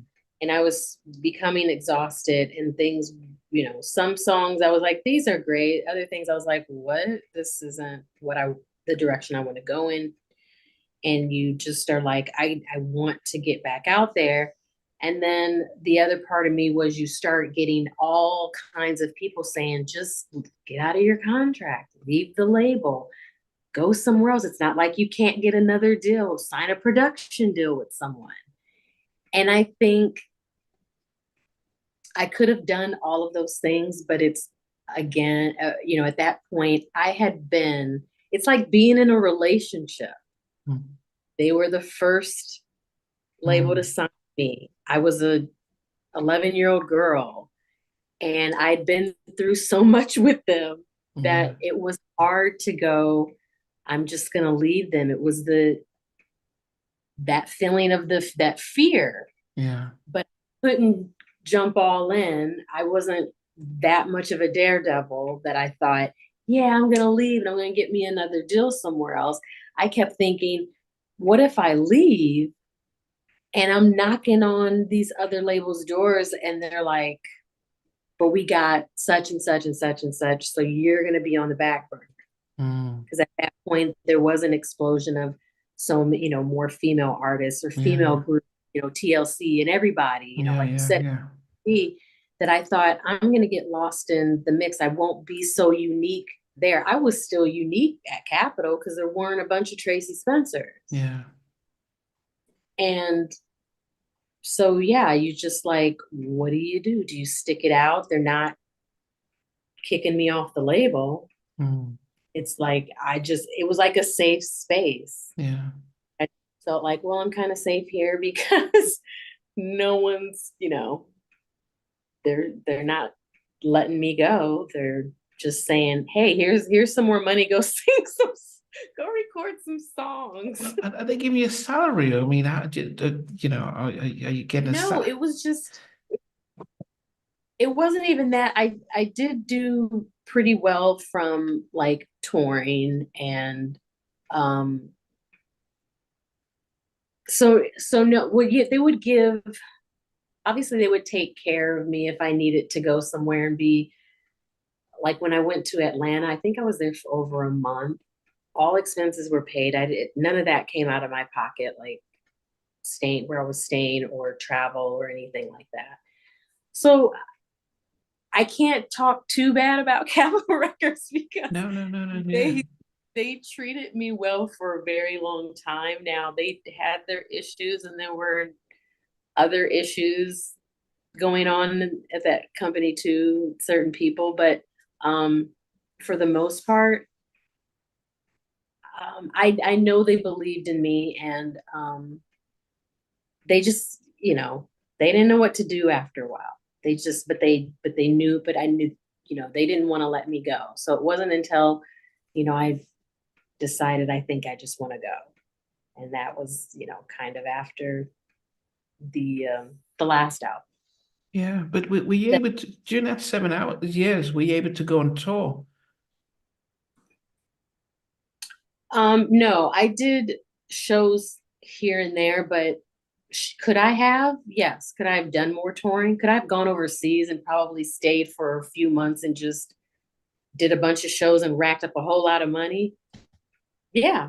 Did I do that? No, I did not. I didn't,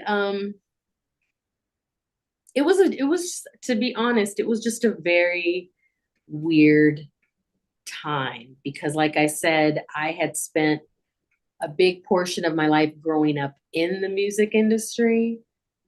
And then I was evolving into a young woman Mm. and having all of these other experiences and then trying to figure out how to, be a businesswoman in this industry, trying to separate myself from my family because I wanted to um, be more in control of my career, getting new management. Like it was a lot of stuff going on. And then at the same time, I think I was starting to get burnt out.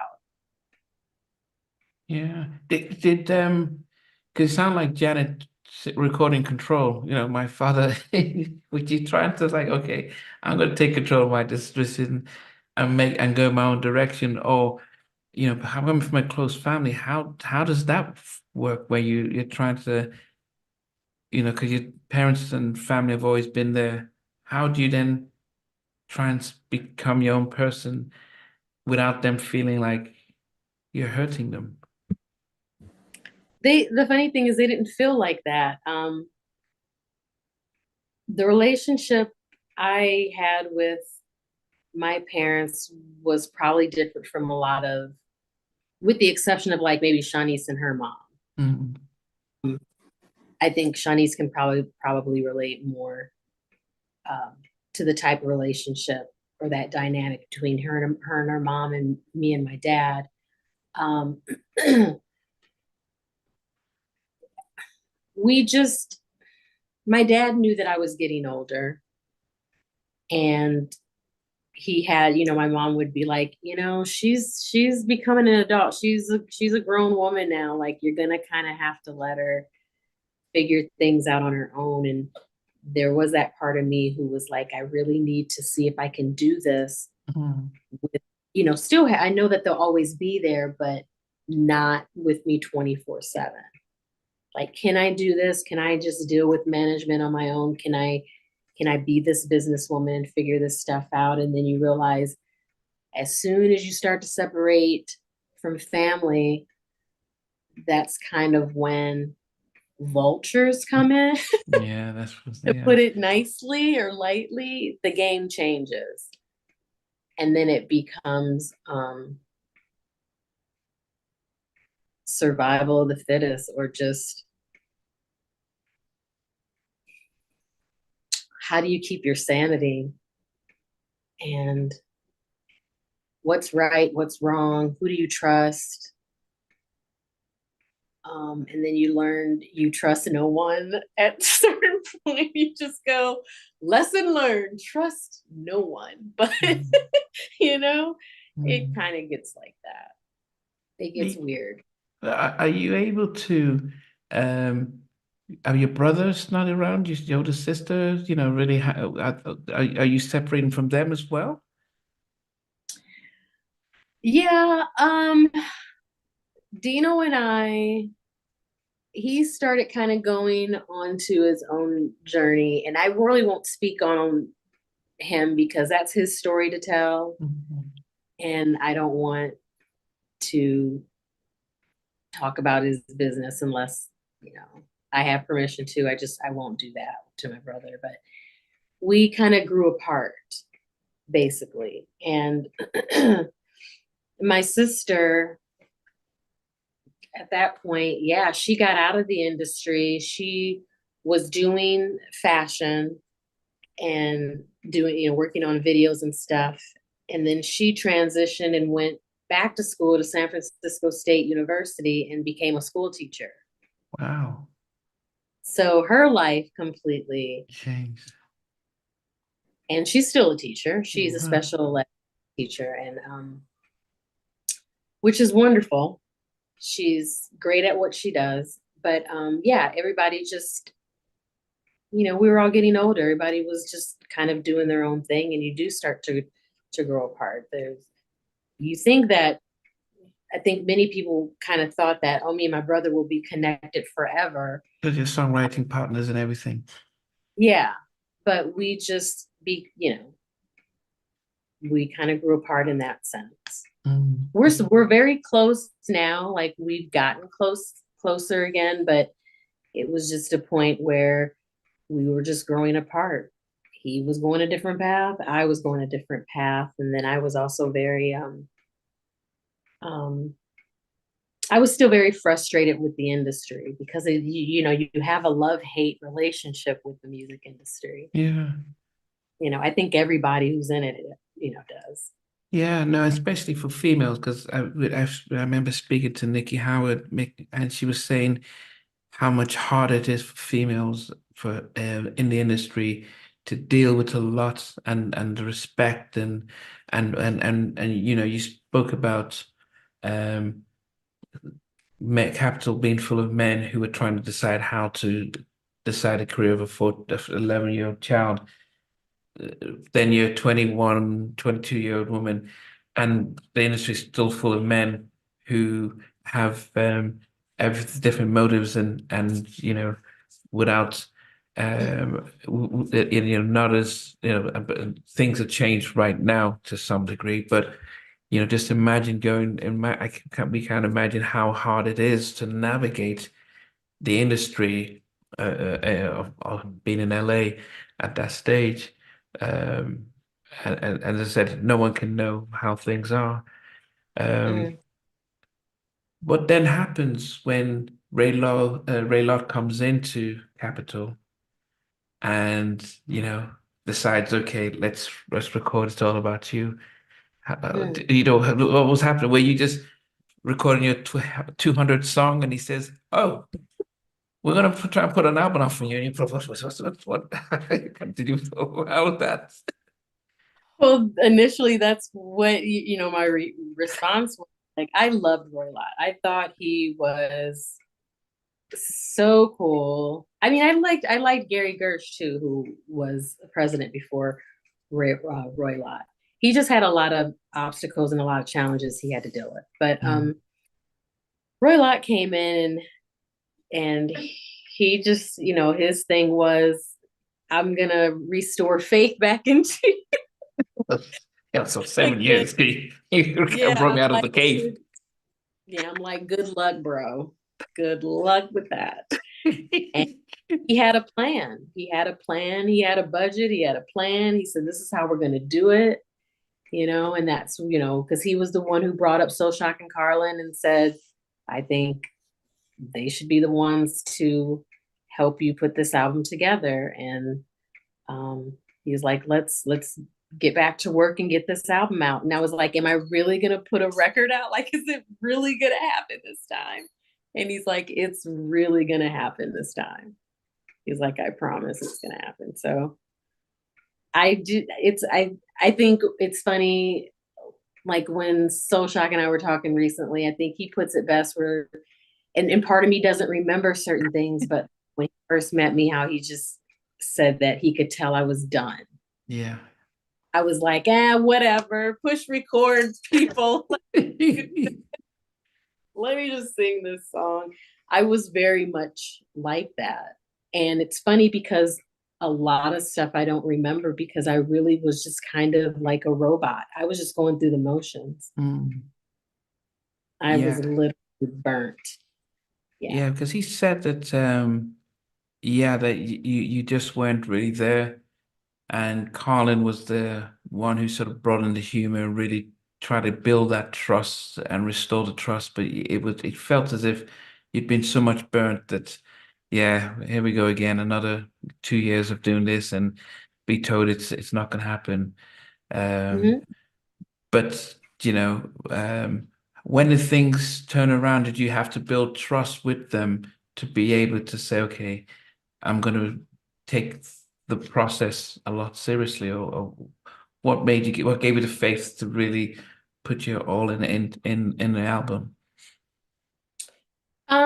I think like what Soshak said, it's like me and Carlin clicked our personalities. I mean, I clicked with both of them really well because my personality is I don't like to take myself too seriously. I want to have fun, but I want to do the work. And they're very much like that.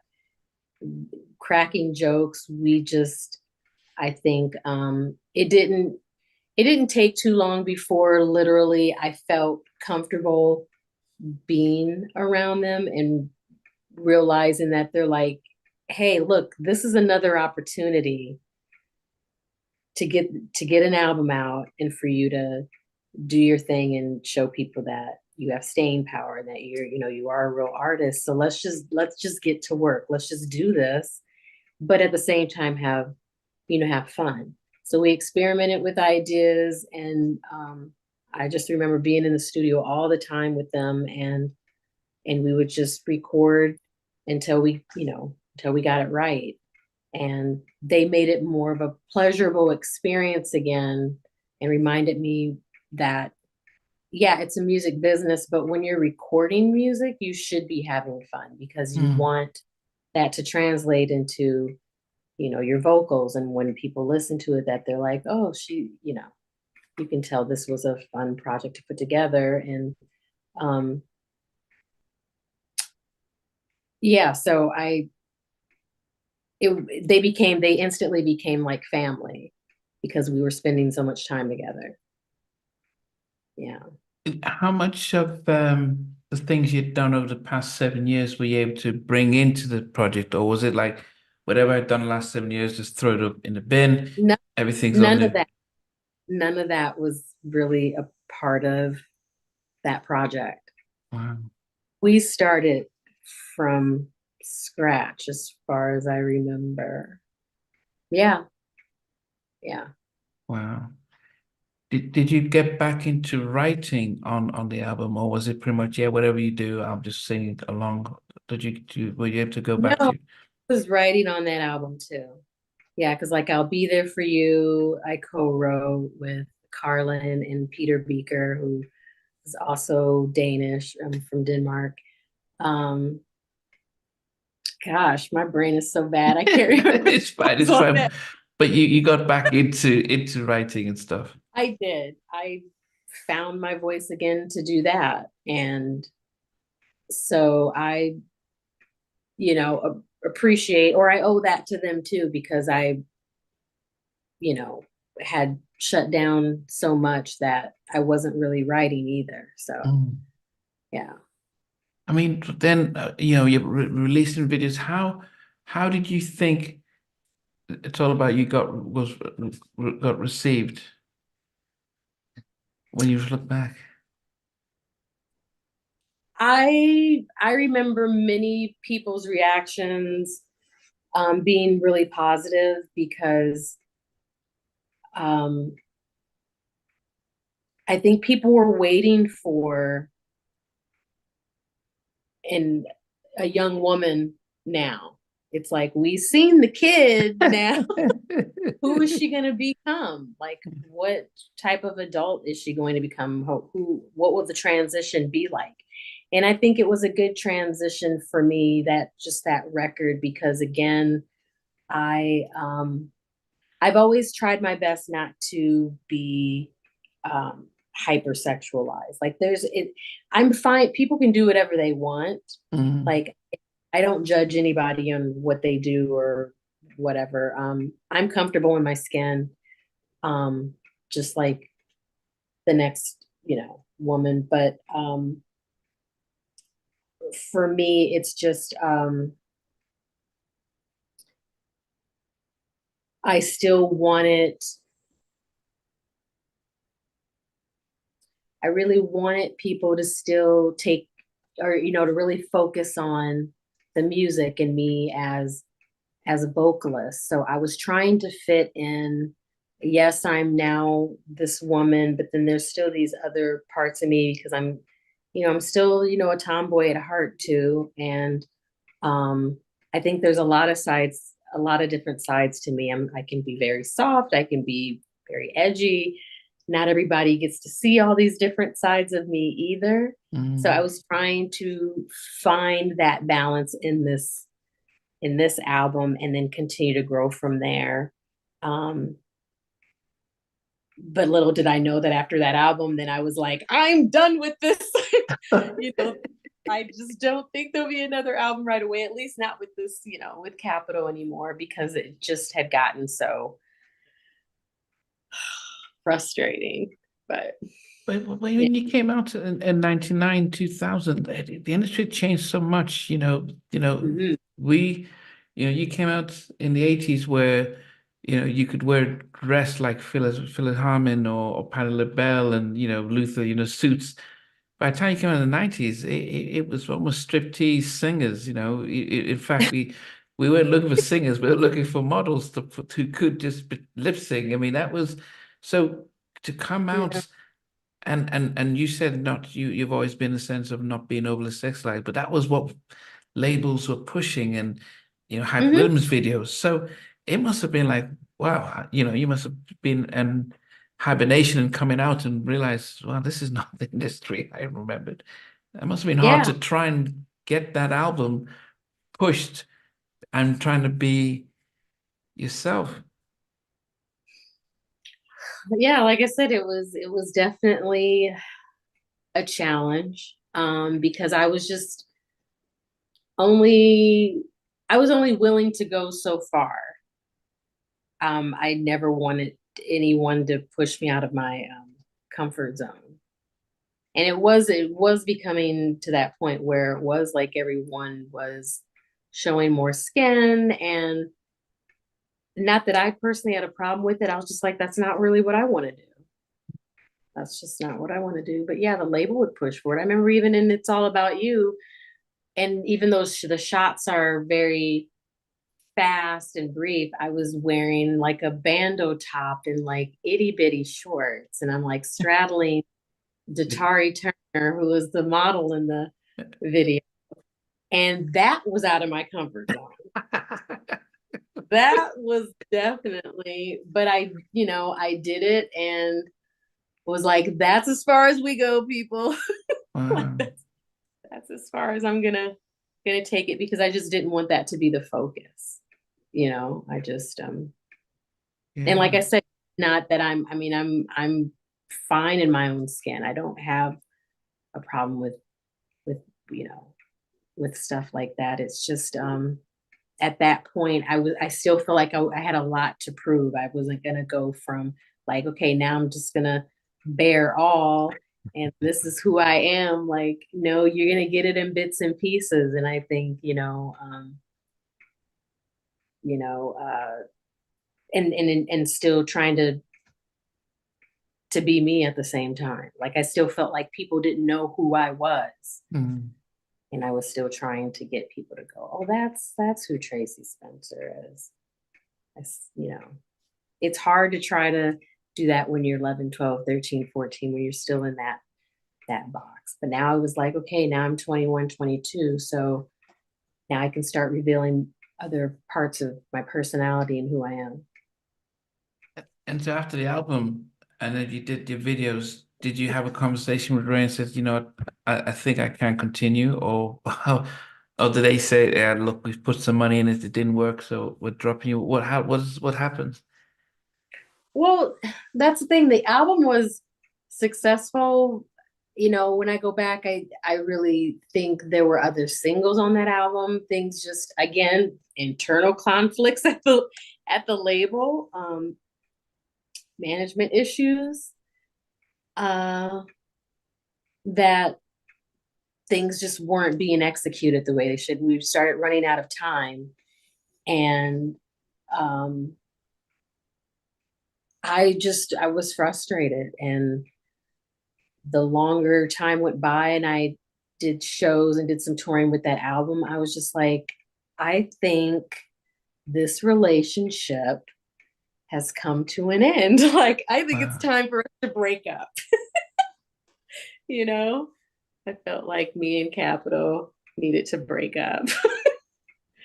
And yeah, and that was the thing too. It wasn't hard letting me go or to leave to get out of my contract. None of that. Like, I will always say I've been blessed Mm. with the deals I made with that label, and then getting out of my contract and leaving.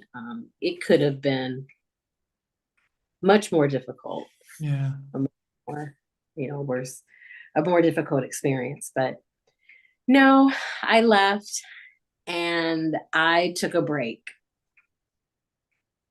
I just was like, because in the middle of all that too, I had signed, I had, before starting that album, I had signed with Next Modeling Agency. I was doing some modeling. I did, walk a few runways for Wow. like Chanel and other Tommy Hilfiger. I was doing stuff like that.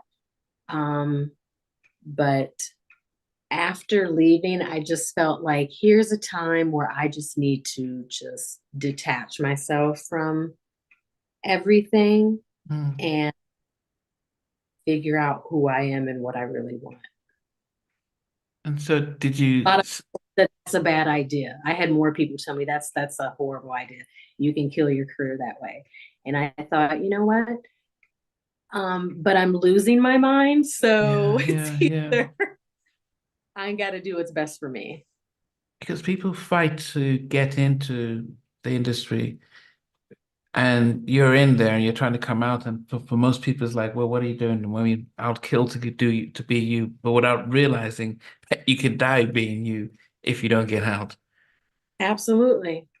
Absolutely. You you can go and burn yourself completely out to the point of you lose yourself. Um, it's an industry where so many people either try to take advantage of I mean, drugs, alcohol, that's everywhere. Mm. Um, and at some point, some people fall into those traps in order to maintain or to survive. Mm. And I just knew for my own sanity that it could either end badly Mm. or I do the right thing and walk away from it all and just try to figure stuff out Mm. the right way, like like step back from it, look at it from a different perspective, figure it out. If it works out, it works out. If it doesn't, um, I'll have to see.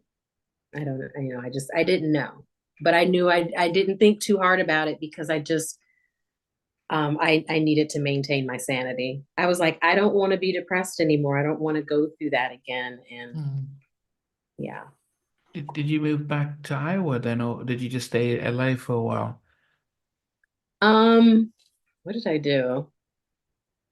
No, I did. I do. After that album. No, I was in LA. Oh yeah, I was in LA for a while. Yeah. I was dating, good relationships, bad relationships. I was living a normal life. I did traveling. I did a lot of stuff like that. I was trying to just I was on the search of trying to find myself. Mm. And I felt like I couldn't do it being in the industry. I felt like I was going to lose myself or was losing myself being in it. I needed to get out for a minute. But being outside of it and all these relationships and things, how do you then decide, how do you decide how to make sure that you're getting the right balance? I would have thought staying in LA was probably part of the problem because everyone's trying to get in and it's a rat race. So were you okay just living in LA and not being a performer? I was okay. I was okay with being in LA, not being a performer because it wasn't like I wasn't doing any work. I was still sometimes like having writing sessions, doing Okay. stuff like that. Um, Literally though, just exploring life and just trying to do normal stuff. And then I had my sister who, was living out in California and spending more time with her, Okay. spending with my family, coming home more often because it got to a point where I wasn't even coming home as often as I used to, and spending time with my parents. At that point, my oldest brother was starting his family. So I was coming home and babysitting and spending time with his, doing normal stuff. And it was what I really needed. I Mhm. needed to do it. It's like I could tell it's what I needed to do. I really did. And traveling, just kind of doing whatever I wanted to do and didn't have to answer to anybody, or have any expectations Mm. put on me. And then you start to see um, more people coming out doing music, and then you start to feel like, ooh, I think I miss it a little bit. That that uh that that sensation where you're just like, oh, I think I kind of miss it. And then you start running into people who are just like, why aren't you singing? Why aren't you doing that? And then you're Mm. like, oh, it's not as easy as you think it is, or it's not a short story. Like, Yeah. you sit down and let me make you a few cocktails to explain to you some of the stuff. And, you know, there, I mean, there's things that, you and I haven't even, talked about. There's things that I probably won't talk about that I endured or experienced in the industry. That might be for a book at some point. But, but, um, yeah, I think getting out when I did was probably the best decision I ever made. Yeah. But when did you decide to leave California? What triggered that? What kind of triggered that was um my at one point, being that me and my mom were so close, her wanting me to come home even more often than I was. And I just remember coming home one Christmas and I said, you know what, mom, I'll stay longer than just through Christmas. Like, how about I stay for a few months? And my mom's always like, you guys can, like, all her kids, all of you can stay here forever. Like, you don't ever have to go nowhere. Like, she's like that. She loves having her kids around. And I was like, well, I'm not going to stay forever, and I was in a relationship at the time too. And, um, but I said, I'll stay for a little bit. And mm, it might have been, I don't know, it was like a couple months later that my dad started not doing well. He was having these weird pains. And um, I remember us making two trips to the ER. And the second trip, they called the following morning and said, you guys need to go to the cancer center and meet with this doctor. And it's like when someone calls you and tells you that in the morning, it doesn't really Mm. process. You're just like, cancer center, Doctor's name, what time? Okay. That's kind of how my mom took the message. And she woke me up and said, we got to take your dad to the cancer clinic in a couple hours. So get dressed. And I'm like, does she even know what she just said to me? Like, Mhm. that doesn't make sense. So after going, them doing a biopsy and my dad being diagnosed with um, AML, leukemia, Wow. um, everything changed for me then. And I made a conscious decision to, oh, I had to decide, am I, what am I going to do? Because my mom, um, that's her life partner. And I could just, that the day we got the results back and the look in her eyes, I just knew she was not going to be able to do this by herself. And I immediately, which has always kind of been my personality too, something clicked in. I said, I got to figure this out. And the people can call it convenient or that, oh, well, it's just that it worked out that way. I hadn't started a family of my own. So it was kind of easier for me to make that decision of leave where I'm at and move back home and help, you know, my mom and dad. So at first I was kind of going back and forth. And then I made the decision where I said, I need to be here. And, and they had kind of told us that, you know, my dad would probably have 12 months. And I just remember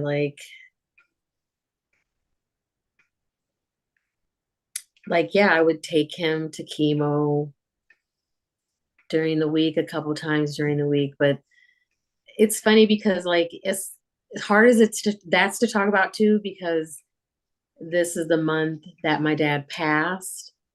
Um, the best memories I have during that time was he loved Bruno Mars.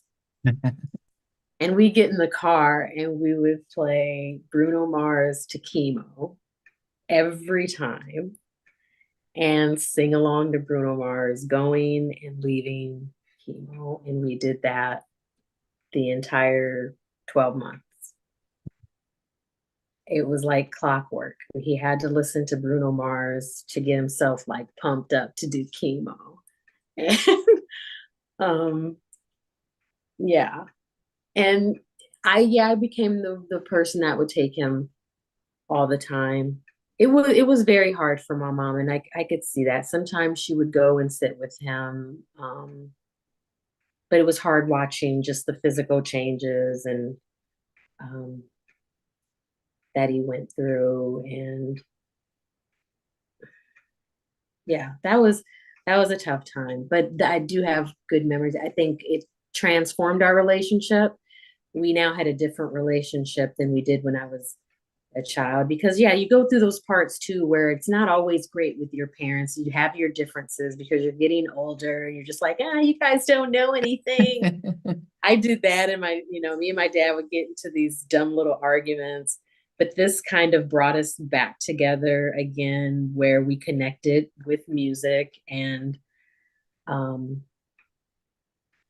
he would tell me things that I don't think he told anybody else in the family, and we'd share these stories and these moments together. And he would ask me what I really thought about what was happening to him, or if I believed in, do I really believe in heaven, and do I believe in God? And because my dad was not a religious man, Mhm. like we were Catholic, but he only went to church on holidays. Yeah, Easter and Christmas, yeah. And he was a man of God, like he believed in God, but he wasn't a church going. He didn't read the Bible or anything like that. But yeah, we started having these really deep conversations about what happens in the afterlife and where do people really go. And he got to a point where he wasn't afraid anymore as to what was going to happen. So after that, it became harder for me to go back to California. Music was really not a priority at that point for me. Mm. Because then I saw my mom in her big house, now alone, after my dad passed, and she was depressed. And that was hard to watch. And she didn't want to move to California. She didn't want to do any of those things. She was like, Mm. no, I'm going to stay here, you know. And then we all get together as siblings, and everyone has the conversation of mom needs to sell the house, and mom needs to move into a smaller apartment and do this. And she was like, I'm not leaving my house. And I was supporting anything and everything that she wanted to do because I Mm. didn't know what it felt like to be in her shoes, to Mm. lose your life partner.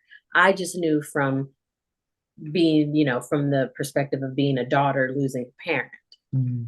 It's not the same. Mm. It's not the same grief, and it doesn't feel the same. And I understood that. And we started going to grief counseling together, That's good. and it was great. We started journaling. Mm. Um, and I think it helped her a great deal, and it helped me a lot too, because it again it transformed my relationship with my mom. Mm.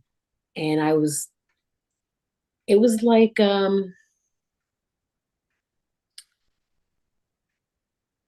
like going through these different changes or experiences really helped me evolve as a person, or just evolve as a woman, because I had been living a certain life Mm. for a while, and now I was having like these some trauma, some traumatic Mm. experiences, some real life shit was happening. Yeah. And I had to navigate through that and figure it out. And um, I look back and I'm grateful for all of the experiences I had, as painful as many of them were. Mm.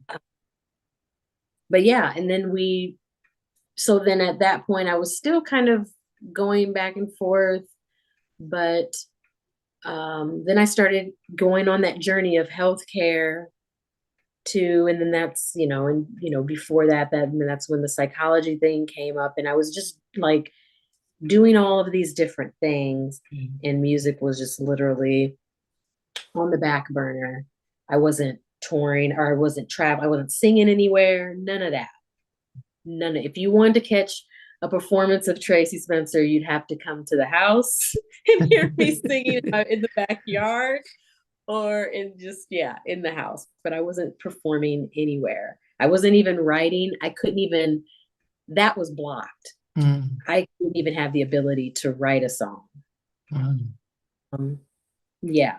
So fast forward, during COVID, then my mom gets diagnosed with lung cancer, and not a smoker, any of that. She had some health issues, but nothing that would have, um,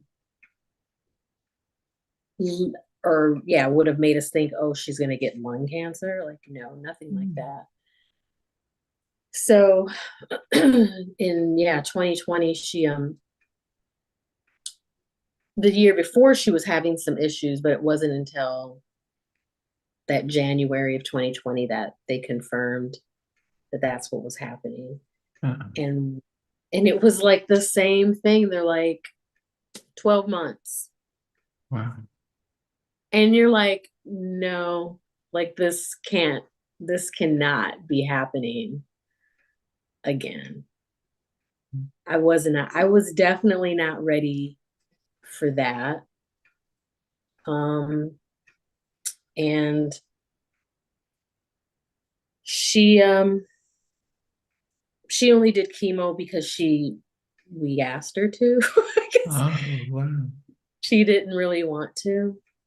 It wasn't something she really wanted to do. And, she wanted to be here. She just didn't want to have to fight so hard to be here. Mm. And, it's like she worked in healthcare. She saw people. She saw my dad go through and see how chemo changed him. Mm. And it was a difficult process. And she even, my mom's a big believer. She's, my mom's was a woman of God, but she also was into alternative healing. So like Reiki, she was into that. We were going to a Reiki healer, doing stuff like that, and which actually helped her get through chemo. Mm. Um, it helps take away some of the side effects. But watching my mom change too was very difficult. And I went through a period where then I started to compartmentalize everything. Mm. And Tracie no longer existed. It Wow. was, I had a goal, or I became a different person, and it was literally 24/7 taking care of my mom, making sure she had everything she needed when she needed. I don't recall sleeping for a year. Mm. Like I do not recall actually having a real sleep, Mm. because after she went to the ER a couple of times and then decided she no longer wanted to do chemo, we put her on hospice Oh. Mm. because she wanted to be in her home. And um, I slept next to her in the living room for the remainder, and I do not recall sleeping. I think I stared at her most most of the time when everybody else was like, "You need to go to sleep. You need to eat," and I was like, "I'm good. I'm good. Like, don't. Let me just Mhm. figure this out." Because I was trying to prepare myself or figure out how different life was going to be without both parents. When you're super close with your parents, Yeah. trying to figure out what that was going to be like, and I couldn't wrap my head around that. And so when she passed, that same feeling I had when I was 16, 17 with the depression all came back to me again. Mm. And this time it was maybe 10 times worse for me. Mm. And I man, I owe my sister a lot because I tell her this, and I don't know if she even takes it seriously, but she really did save my life because um after losing my mom, she was the next thing that I was super close to. Me and my sister have an amazing relationship, and I yeah, nothing else really mattered to me. And she tried to pull me out of it. And I remember we did like a sister vacation, and I had just told her, I said, I don't know if I really want to do this life thing. Mm. It's like I don't know if it's not that cute to me anymore. Yeah. I don't know if I want to do it. And people say that, you get concerned, right? Even though I pretty much make jokes all the time, and that's what my family knows me for, just kind of being silly and funny. Mm. But my sister looked at me like, that's not very funny. Mm. Yes. This is not a joke. And so she was very worried about me leaving her and not being around a lot of people. And so it became everyone calling me all the time. Are you okay? What are you doing? Where are you at? Pick up. Everyone went crazy. Like, where is she? And in a state of panic. But I got to a point where I just didn't really think I wanted to do this anymore. And that's a horrible place to be in, a horrible place to be Yeah. in. And so I went to, I heard enough people telling me go get help. And I called my doctor, and she found me someone right away. And that was a blessing because I'm still seeing her. And, you know, I I'm okay with talking about stuff like this because I think it's important because again, mental health is extremely important and it affects all of us. Yeah, And it's nothing, especially women, men of color, it's yeah. important to discuss it and not pretend like we don't Mm, have stuff going on. yeah, So yeah, I'm in a better space today. Um, and I'm a much happier person. And yeah, but has this path been easy? No, not at all. yeah. No. I mean, I appreciate you sharing that, because it is, during the pandemic, a lot of us lost our loved ones, and Mm, and um, and I started this during the pandemic. My dad passed away, in a hospital, and caught mm, COVID in a hospital. So that it's he was 77. He was fine going in. Caught COVID, doesn't come out, and so there's but having the space to be able to share how challenging it can be is really to help others to think, actually, I'm not alone. And mm, so that's why I was really appreciate everything you were saying is really important and powerful, because a lot of people think they're alone and think it's just them, and don't realize that there is help out there. And doesn't matter if somebody says, "Oh, don't," you have got, what would your family going to miss you and stuff. But when you're in that place, doesn't matter what people say. If you want to go, you want to go. And it takes skill to be able to listen and then try and walk you through it, as opposed to trying to tell you all the things you're going to miss. So it's, yes. yeah, yeah, No, you're absolutely. I can tell that I've come a long way because even though my eyes tear up when I talk about it, because it's it is sad to ever get to a point where you feel like that. But the fact that I can talk about it and I don't completely fall apart anymore means I feel like I've made progress. mm, Um, that it wouldn't have been the right thing to do. And, you know, that my story isn't finished yet. I still have a lot to do while I'm here. And then plus it's not our choice or our, to make those types of decisions for ourselves. And my mother and father would have been highly upset at me. yeah. They would not be happy. So, Yeah, um, well, especially if you've just made the dean's list in the fall. They're like, come on. yeah, yeah, Yeah. And how many other lives are you gonna help save when you qualify and start working as well? So there's still so yeah, much more. There's still so much more. Um, what got you back into singing? Because I think most of us, um, started to see.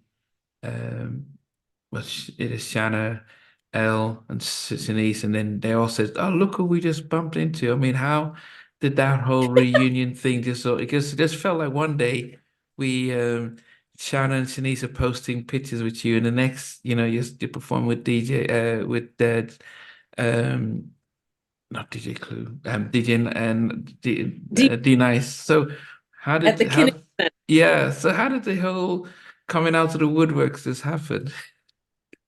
Um, that to me, it still blows my mind when I think about how that all happened because I literally had no intentions. It's like you always, even before my dad passed, my mom passing, or just other people in my life who know me, who would Mhm. always go, you're not giving up singing, like you are gonna sing again, right? And I would go, you know what? The one thing about music is that you don't, once a singer, you're always a singer.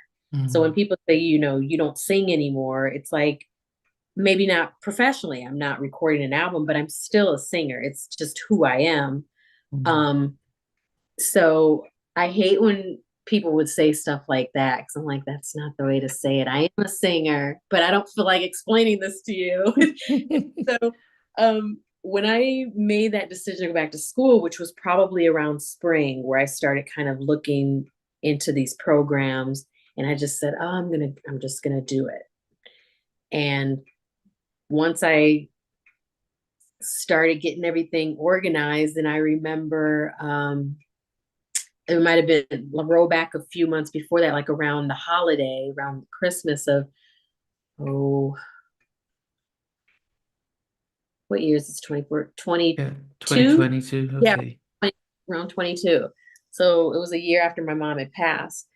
And I was like on Instagram, and I would always do that, just see what other people are doing, or look at people's page, like a low key stalker. Low-key stalker like this. Yes, I had like this bogus Finster page and or Finstagram, whatever you want to call it, like a fake Instagram. And it was my face, but you couldn't really tell. And I'm like holding a cat, and it was like my oldest niece, her cat. And I was following like really no, maybe a couple people. I want to say I'm following like Kamala Harris and maybe Jared Leto. The weirdest combination of people to follow. And I was stalking people, and then I started thinking, God, it would really be nice to like reconnect with Shawnee's, who I knew had been looking for me Wow. because other people had told me they had either seen on Twitter at the time, when it was still called Twitter, that she was posting pictures of her and I, Wow. and asking people like, if you've seen this missing girl, please let me know. And I was like, what? And then I remember searching and finding some of these posts. And I was like, oh my gosh. And I was like, well, how do I do this? Because I was like, I don't want to create a Twitter page. I was on Facebook at one point. I got off of Facebook, and I was kind of taking a break from social media. Mm. So the fake Instagram was literally just to stalk people. And then I started thinking about Shauna because she was part of Southpaw Management, and they were like Mm. my last management team for the It's All About You project. And so found her right away on Instagram, found her page, and I like DM'd her. I'm like, hey girl, it's me, Tracie. She's like, no, it's not. And then I had to think, oh, wait a minute. We're in the era of people pretending to be Yes. other people, find AI. Like, girl, you totally forgot technology is not the same. So I'm trying to convince her it's me. And then she's like, you know, I said, I'll take a picture of myself in real time. And then I was thinking, well, that could be AI You can too. Like, see, yeah. none of this is working. And then I was still in this headspace where I really wasn't had it or was really ready to call people either. I was kind of just in my little bubble. Mm. And then we just kept kind of communicating. And then there was something, I think she asked me, like, say something that only you and I would know. And then I said, had to think it through. And then I said something, and she was like, oh my God, I think this is really her. So then she runs into Shanice at Shantae Moore's birthday party and goes, guess who I found? And she's like, I found Tracie Spencer. And she's, hit me on Instagram. And Shanice is like, no way. And how did it happen from there? Um, oh, Shanice then starts leaving me messages. And then I'm like, I'm going to call you like this weekend or whatever. And I kept putting off calling her. It was weird. I think unless you've been through what I've been through or Yeah. something similar, it's kind of hard for people to understand, and Mm. without them reacting, going, I don't understand. Why you just call people? Why didn't you do that? And it's like you don't Mm. understand the amount of trauma Mm. and just that I had gone through and going through dealing with mental health stuff, that it it's not that easy, Yeah. you know? And I felt like, am I ready to start telling people what's been going on? Do I want to do I want to relive all of this stuff? And Mm. um, so all that went through my head. And then it was, I even went out to California. I didn't contact anybody. And then it wasn't until that following summer that I finally was like, okay, I'm gonna call people. Let me see, let me Uh, see how this works. And I reached out to Shauna. We started talking, and then I come out to LA because it was my birthday month is in July. Shauna's okay. birthday is in July. And um, she coordinated everything. I mean, God bless Shauna. She hooked up meeting up with Shawnee's, and I went to Shauna's house, got in a car with her. We drove out to Shawnee's and um, out to her area, uh, hooked up with Howard Hewitt, all went to dinner. And it was like a family reunion. Wow. It was the best day ever. And yeah, and then before I left, it was literally not even, it was just supposed to be me, Shauna, and Yes. Shawnee's. And then I get to her place, and the next thing I know, Shauna's like, well, guess who called me? And I'm like, who? She's like, Elle called me, and he hardly ever calls me. And I told him, guess who's coming to my house? And he said, I'm on my way and I'm bringing a keyboard. And she's like, okay. And then Darius calls her and she's like, oh, Tracie and Shanice are over. And he's like, I'm on my way. Like, these people had never been in her house. And all of a sudden, we had everybody in her house. And yeah, Elle showed up. We had a birthday cakes to celebrate me and Shauna's birthday. She had other food brought in, and we were just like hanging out. I brought my sister's oldest daughter, my niece, Michaela. And yeah, next thing I know, Elle shows up, hooks up his keyboard, and we're all singing together. It was the most surreal and magical experience ever. But and that was literally the first time I actually sang in front of other people, and I don't know how long. And you know the world was watching. The and me being oblivious to But the you didn't fact that realize that we were all watching. everyone's gone Instagram live. I'm oblivious to what's happening, like I had been under a rock.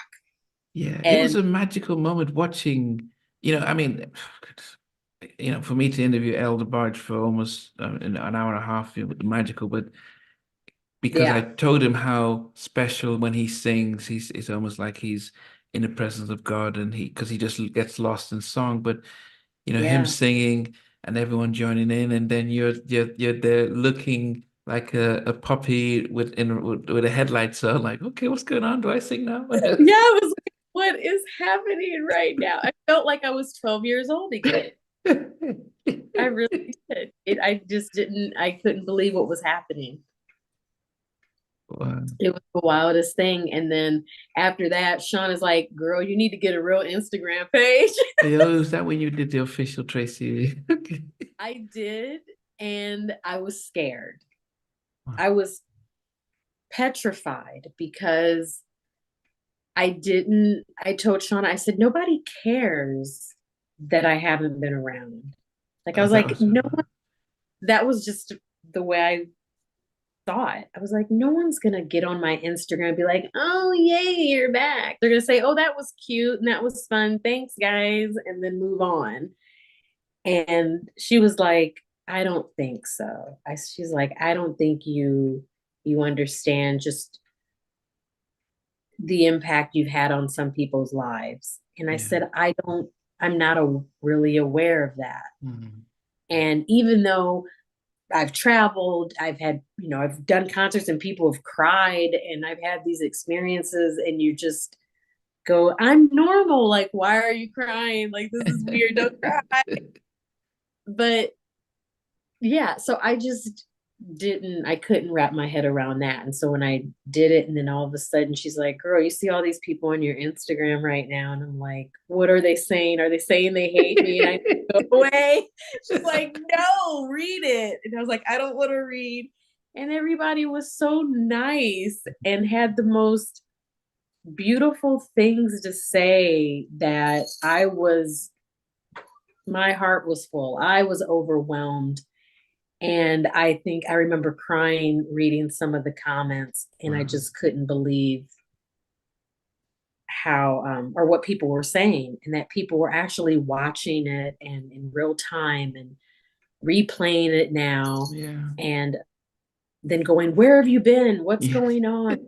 We're glad you're alive and you're okay and you look well. And when are you going on tour now? And I wasn't ready for it. Wow. And then so yeah, then I started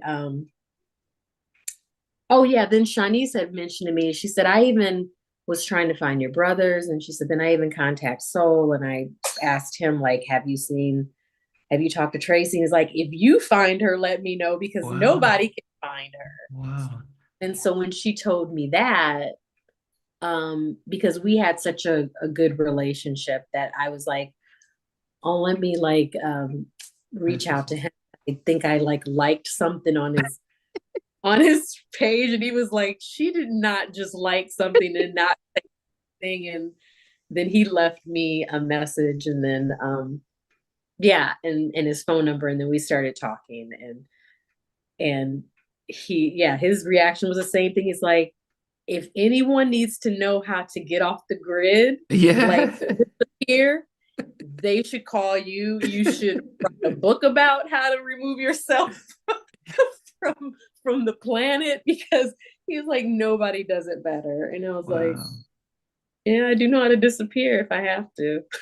Yeah, but I mean, as I said, you went through quite a lot, and it was good that you had your time to rediscover yourself. And you can't do that in a public space. It's impossible, and people aren't ready for an hour, 2 hours of listening. They just want the quick stuff and like, oh, I was recording undercover albums and stuff, and they think that.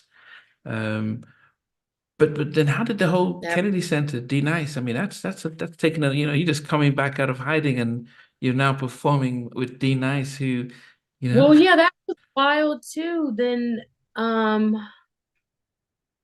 I don't remember. I think he realized, well, in this industry, you always have mutual friends. yeah. And I think someone who's might have been, I can't remember who it was, but I think shared that with him, that I was on Instagram. And then he reached out, or they connected us together on Instagram. And he was like, hey, I'm doing this thing for the Kennedy Center and I'd love for you to be a part of it. And I was like, in my head going, that's amazing. But I haven't been on a stage Wow. in well over 10 years, that I was like, I don't know if I can do that. Like in my head, Yeah, yeah, yeah. wasn't sure. I was like, what does that look like? How do I do this? And then um I was like, where's there to be, what is, to be afraid of? I was like, I'm gonna do this. Like, this is what I do. Like, get it together, girl, get it together. So yeah, I was like, yes, I'll do it. And then from that was a very tough experience though too, because I remember having a moment of the day of the performance. Mm. I went out there and or flew to DC, and my sister was gonna come, and then she wasn't able to. And so I went there by myself, and I knew Wow. Shanice was going to be there. So I was like, okay, at least she's going to be here. I mean, she's family. Um, but I remember the next morning before sound checks, I woke up and it was raining, and I was laying in my bed and I had my computer because I had homework to turn in. And I woke up and I just said, I can't do this. And I couldn't get out of bed. Oh, I was stuck mm, and I freaked out. yeah. And I start calling people because now I do things the right way. I call people and I think, yeah, even one of the people I called was so shocked. I even called and I needed people to talk me off the ledge, like, and tell me it's okay, you can do this. Yeah. That's what everyone said. They were like, I said, I just don't know if I'm ready to do this. And, everybody's like, your, mom and dad are there with you. It's going to be fine. You can do this. And I got it together. And when I saw Shanice, though, it was like a weight had lifted Mm. off of my shoulders when I saw her and her daughter, Imani, like off to the side of the stage. And she's like videotaping me during sound. And then I felt better. And yeah, and then I got through it and I was excited. And then after that one performance, I was like, yes, I'm ready to do this again. Put me on a tour, y'all. I'm like, where's my next show? Where's the Yeah. next? I was ready. And then we got the offer to do Sherry Shepherd's show. Oh So, yeah. I mean yeah. that's national. Yeah. But you're So also that's doing. Go exciting. ahead. No, that was exciting. So for me and Shanice to do that together too. So then we went to New York. Was it might have been a month after the Kennedy Center, and we did Wow. that together. So yeah, it was the end of the year. Like last year, just became it was full of surprises. Me reconnecting with people, me having an Instagram, which I was just like, there's no way, and to doing Kennedy Center, doing a show, reconnecting with people, and then yeah, it's And been great. this next week, Valentine's, you with Christopher Williams and Elder Barge? That is Eldebar, yeah, in Baton Rouge, it's Eldebarge, Glenn Jones, Christopher um, Williams? Alexander O'Neill. Christopher Williams is March 30th with Okay. Sean and Tony Terry and Karen White. I've interviewed all of them. I mean, crazy, Yeah. right? Karen is my favorite. I mean, like, yeah, I love I Karen. love her. Yeah, Yeah, I love Karen. She's so much energy. Tony Terry was the one who was telling me about the industry and how tough it was. yeah. Yeah, and then Elle, as I said, but it, it, you had a show that was canceled due to the weather just recently as well. That was the one that got changed to March 30th. Okay, they really okay, okay. Yeah. So how you balancing school and tour and the shows? You have to look at your diary and think, okay, I'm an assignment, so I can't perform. Oh, I do that. I tell people if you need me to be somewhere on a Monday, Tuesday, or Wednesday, I can't do it. Anything after that, I'm available unless I have an exam coming up. wow. So it's hard because I wear a few different hats right Yeah. now. It's like, the girl I am when I'm at home with my cat and and going to school, they're all different people. Yeah. They're all different people. The girl that's on stage is a different person. Yeah, in class, my classmates don't even know who I am. I Okay. mean, granted, at some point the jig is gonna be up because someone's gonna find something. Yeah. But I even go by a different name at school. What? I'm telling you, I have multiple personalities. Probably not good for my mental health, but No, no, no. No, well, but you're an entertainer. Normally, entertainers have stage names, and then they, that's not many entertainers had. their first and last name as their full, their real government name. Everyone. Absolutely. So I just wear all these different, yeah, I'm all these different people. And um at first it was hard to really balance. I was like, I don't know if I can do this. And I was saying it all the time. I was even saying it after the holiday. I was just like, I don't know how I'm doing any of this. And I think if I, don't overthink it too much, it's fine. Like Yeah. But figure it then out. how's it like And getting the I have to be response? The response though, people you're on stage and singing after, goes to 20 years, people are still connected to the song. How does that feel as a just, after all we've gone through, you're singing and people are connecting to it and singing along with you. What does that feel like? it feels like um I was always like I'm doing what I was supposed to be doing. I was born to do what, to be a performer, to be a singer. Um, because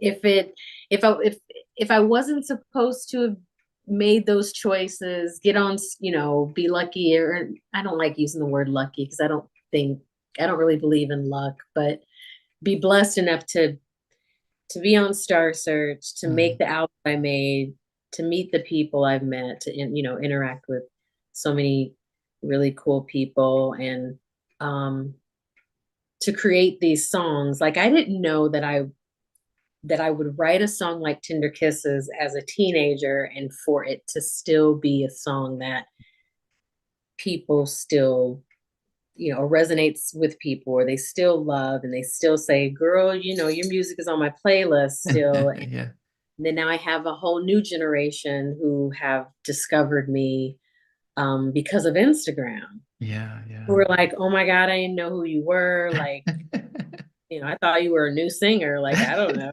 And they're like, listen to my music. And it's no, it's amazing. It is such a blessing. I'm truly grateful. I do not take any of it for granted. I think it's amazing. I mean, the golden question is always, would you ever come out with anything new? Absolutely. Okay. Absolutely. So that's definitely something um I will be working on. I think I got to finish school Yeah, first. of course. Definitely. Yeah, yeah. Let's put that away, and then I can focus on that, because we're also trying to work out a tour and a couple of other projects too. Wow. So I think it's inevitable that, you know, there will be music, Yeah. um, hopefully in the near future. Yeah. Yeah. So Well, I actually appreciate the fact that Carsten Soshock reached out to you because he was probably one of my favorite guests I've ever. He's the most amused when he tells his story.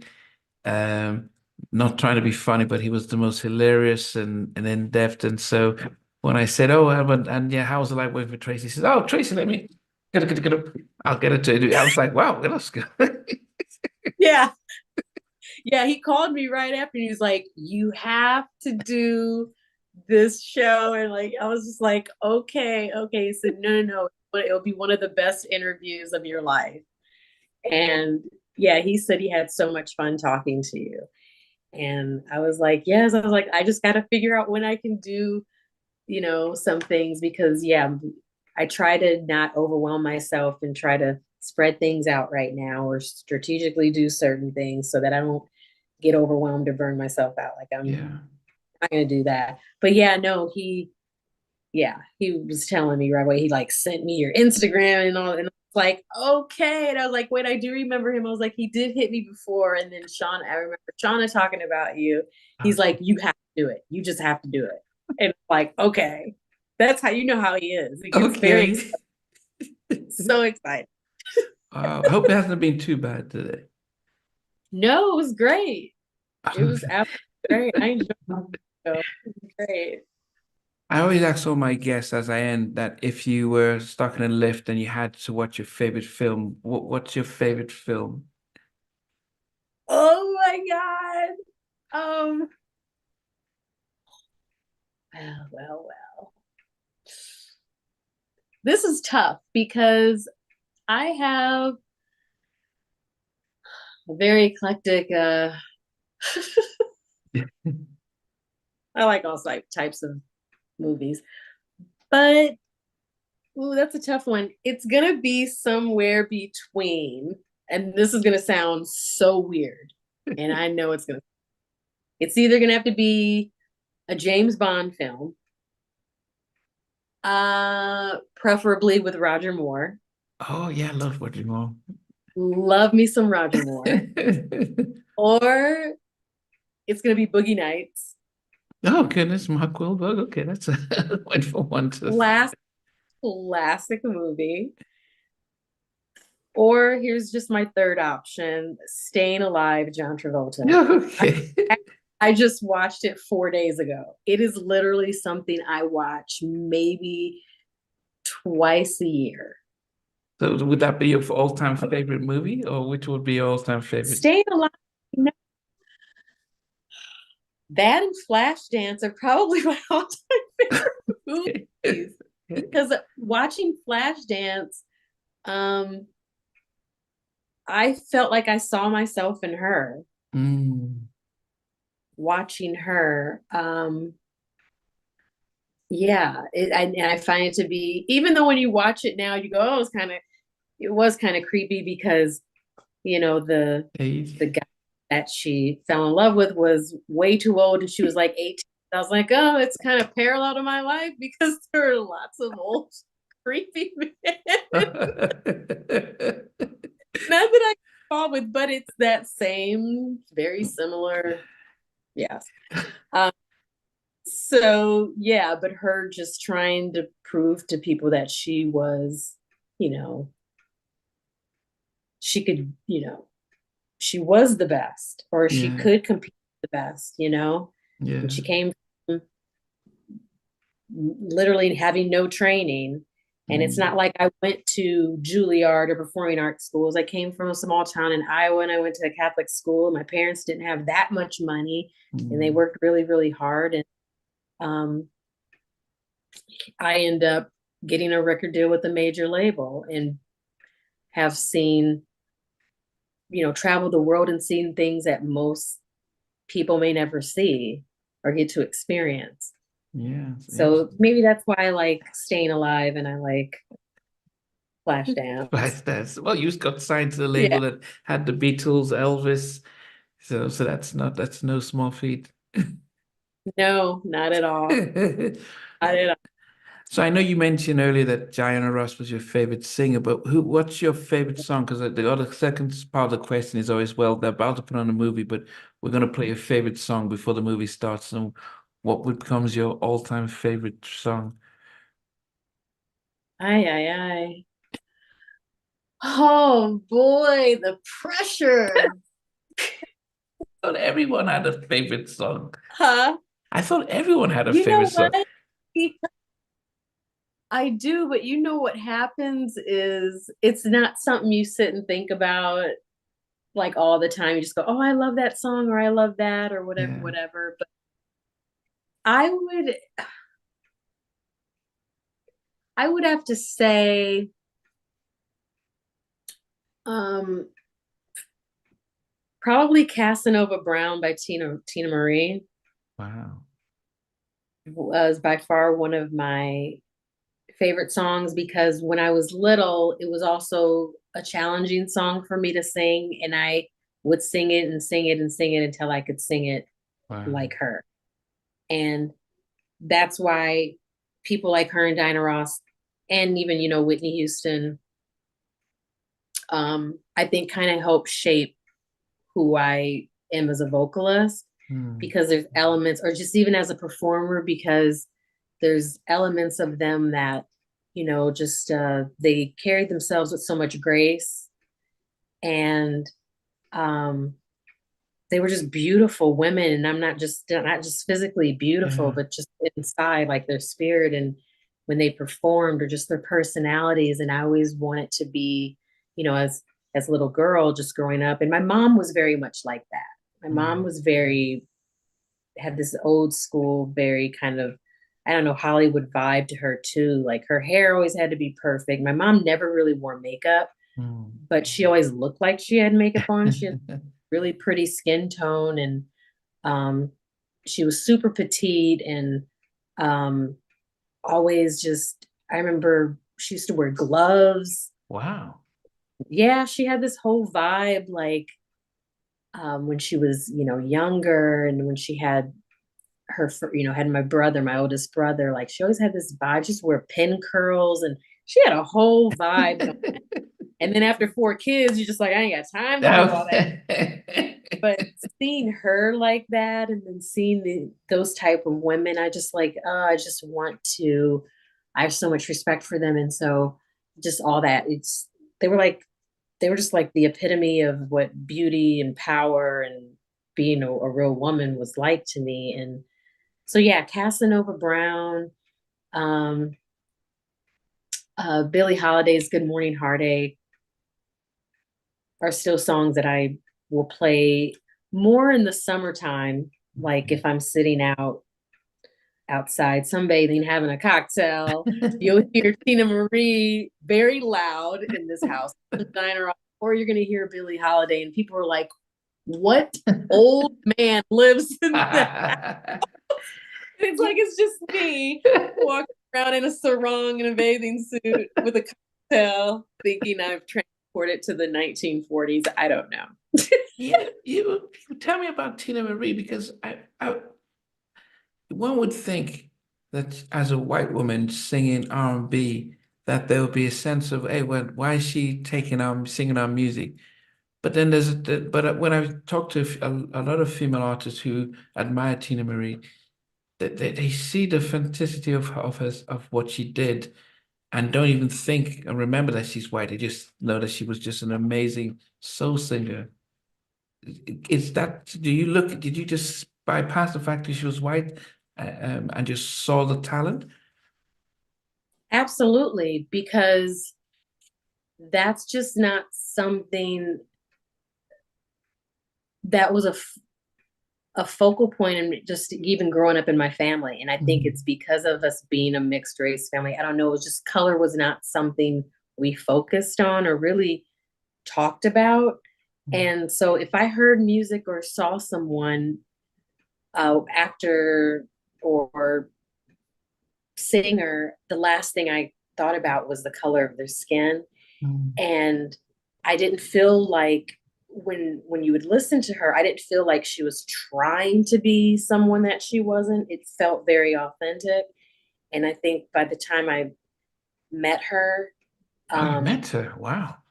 I finally met her in, oh, this was before I was 20, maybe I was around 20. And she was doing a concert in London. And I remember being in London, and she invited me to her concert. And she was the nicest human in the world. Wow.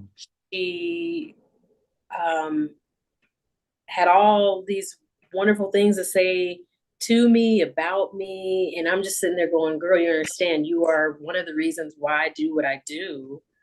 Like, I literally wore your records out. And yeah, and she was like calling me her little sister, and Wow. in awe of her. But yeah, when you meet her, then you do realize that that's just who she is. This is, there's nothing, her it's not manufactured. That's Wow. Tina Marie is Tina Marie is, and I felt like that when I met, Diana Ross too for the Oh, you first time, met which I her. almost, I met her and almost passed out, but I don't even think I really said anything, and I will regret that for the rest of my life. But I do hope that I'll get to see her again. But yeah, I think when I met her and it was in New York at a party for her, and I don't even know, I was just like, I really want to say, I think I looked at her and said, I want to be you, or something so weird. She was probably like, get this girl away, get this child away from me. But yeah, because you're meeting people who mean so much to you and literally help you find your voice. Like they helped me figure out who I was as a vocalist. And yeah, Whitney Houston too. By the time I met Whitney Houston, I almost passed out on that too. And Jesus.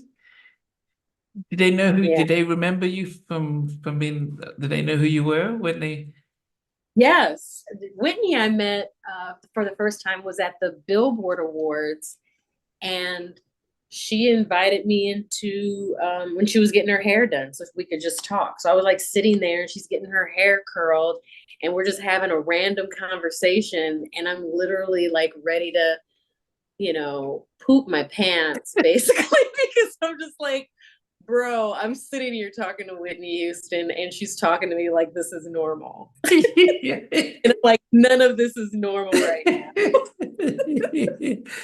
Oh goodness, yeah. When Soul Shock was saying that when he met Whitney and she said, "I like the song," and he just put his head down like, "Oh my goodness, this is Whitney Houston," and he felt like a kid. Yeah. So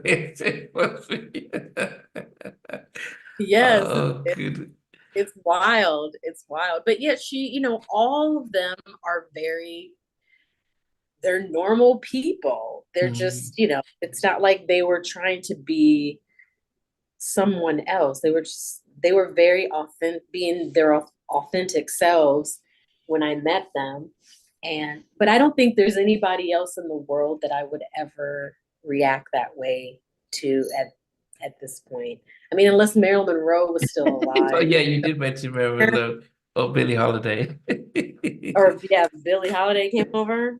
Yeah, but But had you met Elle before the night at Shannon's party? you know what's funny? We were trying to figure that out, and then I realized no, I had met Chico Oh, yeah, a couple of times because I remember we even did shows together, and I found oh. a picture of me and Chico DeVarge together, and I think we're wearing our hair the same way. We look like brother and sister because I think we both had our hair slicked back in ponytails, and I had Oh. like some little curly things. He had the same look, and I'm like, look just alike in this picture. This is so weird. So no, that night we were trying to think about it, and I was like, even Elle was like, I don't think we've ever met before. And I'm like, I think we've probably been in the same spaces, but Yeah. never like um interacted or anything. So no, but seeing him was, it had I had felt like I had known him all my life because he's Yeah. just personality too, where Yeah. he And makes then you're singing it. I mean, as fact, the fact that he's, he seems to wear his heart on his sleeves when he sings in any situation. So just watching you guys all sing in that magic moment and stuff. Yes. yeah, yeah, that was an amazing experience. Well, I mean, we can't wait to see more amazing experiences of you on stage. I've uh, Oh, I've really been blessed by your time. It's been a blessing hearing your story and your journey. And one thing I don't focus too much on the music because I was mainly the life journey is really the most important part because, as I said, everything and my hope is that somebody listens and draws inspiration and draws encouragement and that's the biggest thing that I get and so I was really appreciated how open and present that you were today. So thank you very much for your time and everything. oh, no problem. Glad that we got to do this. And yeah, no, this was good. It was really nice finally meeting you and talking to you. This was fun. Yes, thank you very much. And yeah, you mean it's been 3.5 hours, and I'm sure you probably didn't expect to be sitting Are down you for that long. serious? Oh my gosh. No, I did not. I know when you talked to Soul that he said, I think it was, you guys talked for almost 3 hours or something too. So his was And I three and was a half like, hours, yeah. 3.5 hours. I was like, we're not going to talk that long. Yeah, right. Oh my God. Yeah, because I'm sitting here and I'm looking and it's dark outside now. So, when Yeah. we start, there was It sunlight. was, it was so like the same thing happened with, and it's not that because I'm not hounding questions. it's just like just let you talk and I'm listening and it's I know I don't really prepare lots. I have the only benchmarks I have are the albums when you release them and talk around that, but it's just really listening about your life and so yeah, you know, so that's hopefully it's always a space. The day I interviewed him, it was the day of Max's birthday, and I think his father, the anniversary when his father passed, and he didn't realize until the end that that was all happening on that day. But it was just me listening to him Yeah, telling his story and stuff. But definitely, yeah, definitely can't. Oh, I just noticed the guitar. Do you play? Oh, what was? Is it the prop or? I do. No, it's a real good. I do play. I'm not going to play, but yes, it is a real guitar, and it's. Let me tell you, I started writing and playing again around the time my mom got sick because I used to play Okay. and then stopped for a while. And then, yeah, when my mom got sick, I went and bought me another guitar. And I said, I'm going to start writing and playing. And yeah, I was doing that for a little bit. And then I go through these spurts or these moments where, I'm trying to get myself back there again. And uh, now with school, it makes that much harder because trying to find time between studying and then do that. Because even right now, I'm always like, oh, I got to put time aside to go to the gym, do vocal exercises, rehearse my my songs for my shows when they're coming up, and then and my classes are Monday, Tuesday, Wednesday, and they're like 4 hours long. And then I always have tons of homework and tons of reading. So literally trying to even find a minute to just do that. I try to do that on a Sunday because Sundays are literally, I try to make that a day where I watch church online. I meditate a little. I try to make time for myself. Yeah. And I even try not to get on social media that much. Sometimes I may post like one thing, but for the most part, I try to avoid um, be like social media. And I'm trying to find a balance for Yeah. myself. Like I do, create a healthy balance as I get back into doing this, music again or whatever. Just I don't want myself to get overwhelmed or feel like I don't have time to do these things because I have a show to do and I got this to do. I need to go into a studio. I don't want to live like that. I want to be able to um, enjoy life Mm. and make music, go to school, and just maintain my peace. You know, yeah, Yeah. And you can get that's a consumed. But it'd be great if, you know, you just recorded, you get your camera and recorded, you play. Can you play Tender Kisses and with your guitar? I probably could and I haven't, but you know what? I'm going to work on that. I will work on that. Yeah. Challenge accepted. Yeah. I mean, because And then I that will put it on my Instagram. yeah, you'd be surprised. I mean, I mean, because you do want to mix it up in the show, you know, you just bring out your guitar, like, oh, well, Tracy comes out and you just play it and, you know, just in That acoustic that version. that is something I've always wanted to do. I do have that is definitely something I've thought about where I was like, I would love to be able to do an acoustic set in my show at some point. Yeah. So yeah. Imagine would be good, wouldn't it? Yeah, Yeah. I mean, but it would be yeah, cool. yeah. So you know, Tracy Spencer live, you know, playing with her guitar, you know, you mentioned Tracy Chapman, you know, you could, yeah, that would be interesting to say you do it. So hence that's the motivation Yeah. to put in the practice to play your own stuff. And then you can say, Yeah. this is a song I wrote a couple of years ago. You probably haven't heard it, but hopefully you like it. And just playing one of the songs you were writing when you were with your mum, and all of a sudden it just becomes really natural and stuff. Mm-hmm. No, absolutely. Yes, yeah. That's the goal. I'll get Yes, you definitely get there. Well, I've kept you. I mean, it is 1:45 in the morning. Luckily I'm on leave tomorrow, so well, the morning, yeah. So it's 1:45 a.m. here in the UK. But Nice. it it's been great to finally talk to you and to hear your story.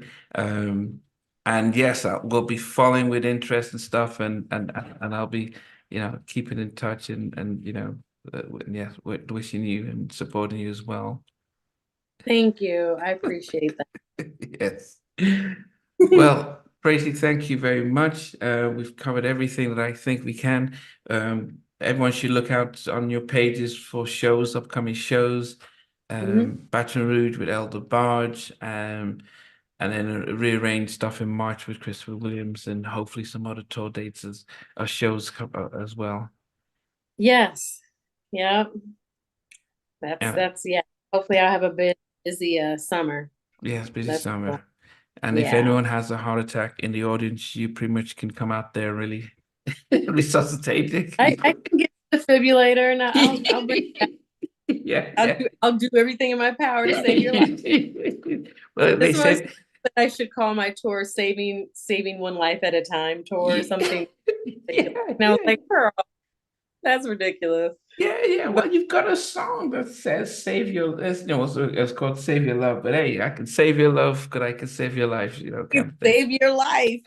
Yeah, yeah, yeah. Oh goodness. Oh well, That's I funny. appreciate it, Tracy, and yes, yeah. But I'll, yeah, definitely be keeping in touch and following, and I appreciate your time and everything. Thank you. I appreciate you. Thank Okay. Okay. you. Well, I'll let you go. It's yeah, we've got 3 hours and 20 minutes. So it's 10 minutes shorter than That's constant, but it's a lot.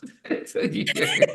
I did wonder, and I don't know what it's like when you're sitting down there, whether you felt the fact that you've been sitting down for over 3.5 hours. Does it, you don't even recognize?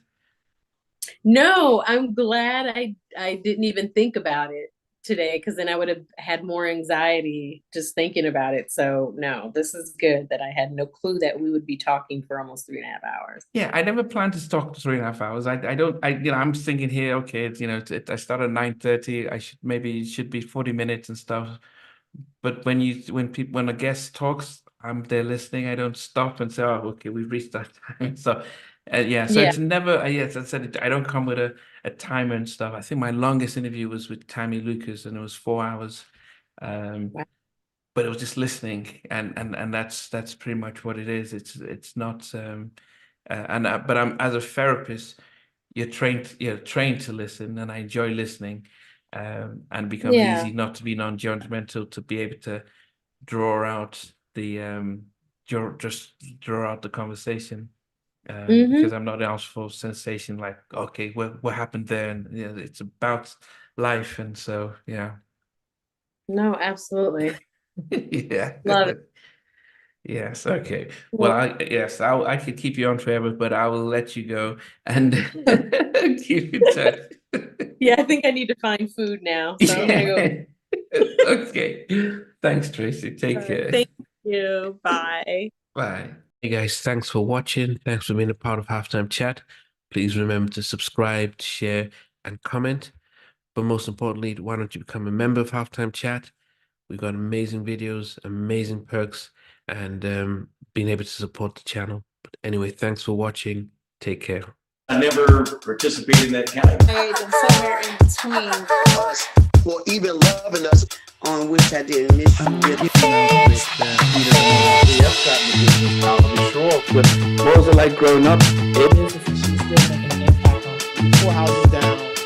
I have a couple of pieces. Trying to get this one and that one. That works for you, but just for me, No. Okay. They don't understand what Jonas Boys and winning all Play it. I mean, I love all different genres.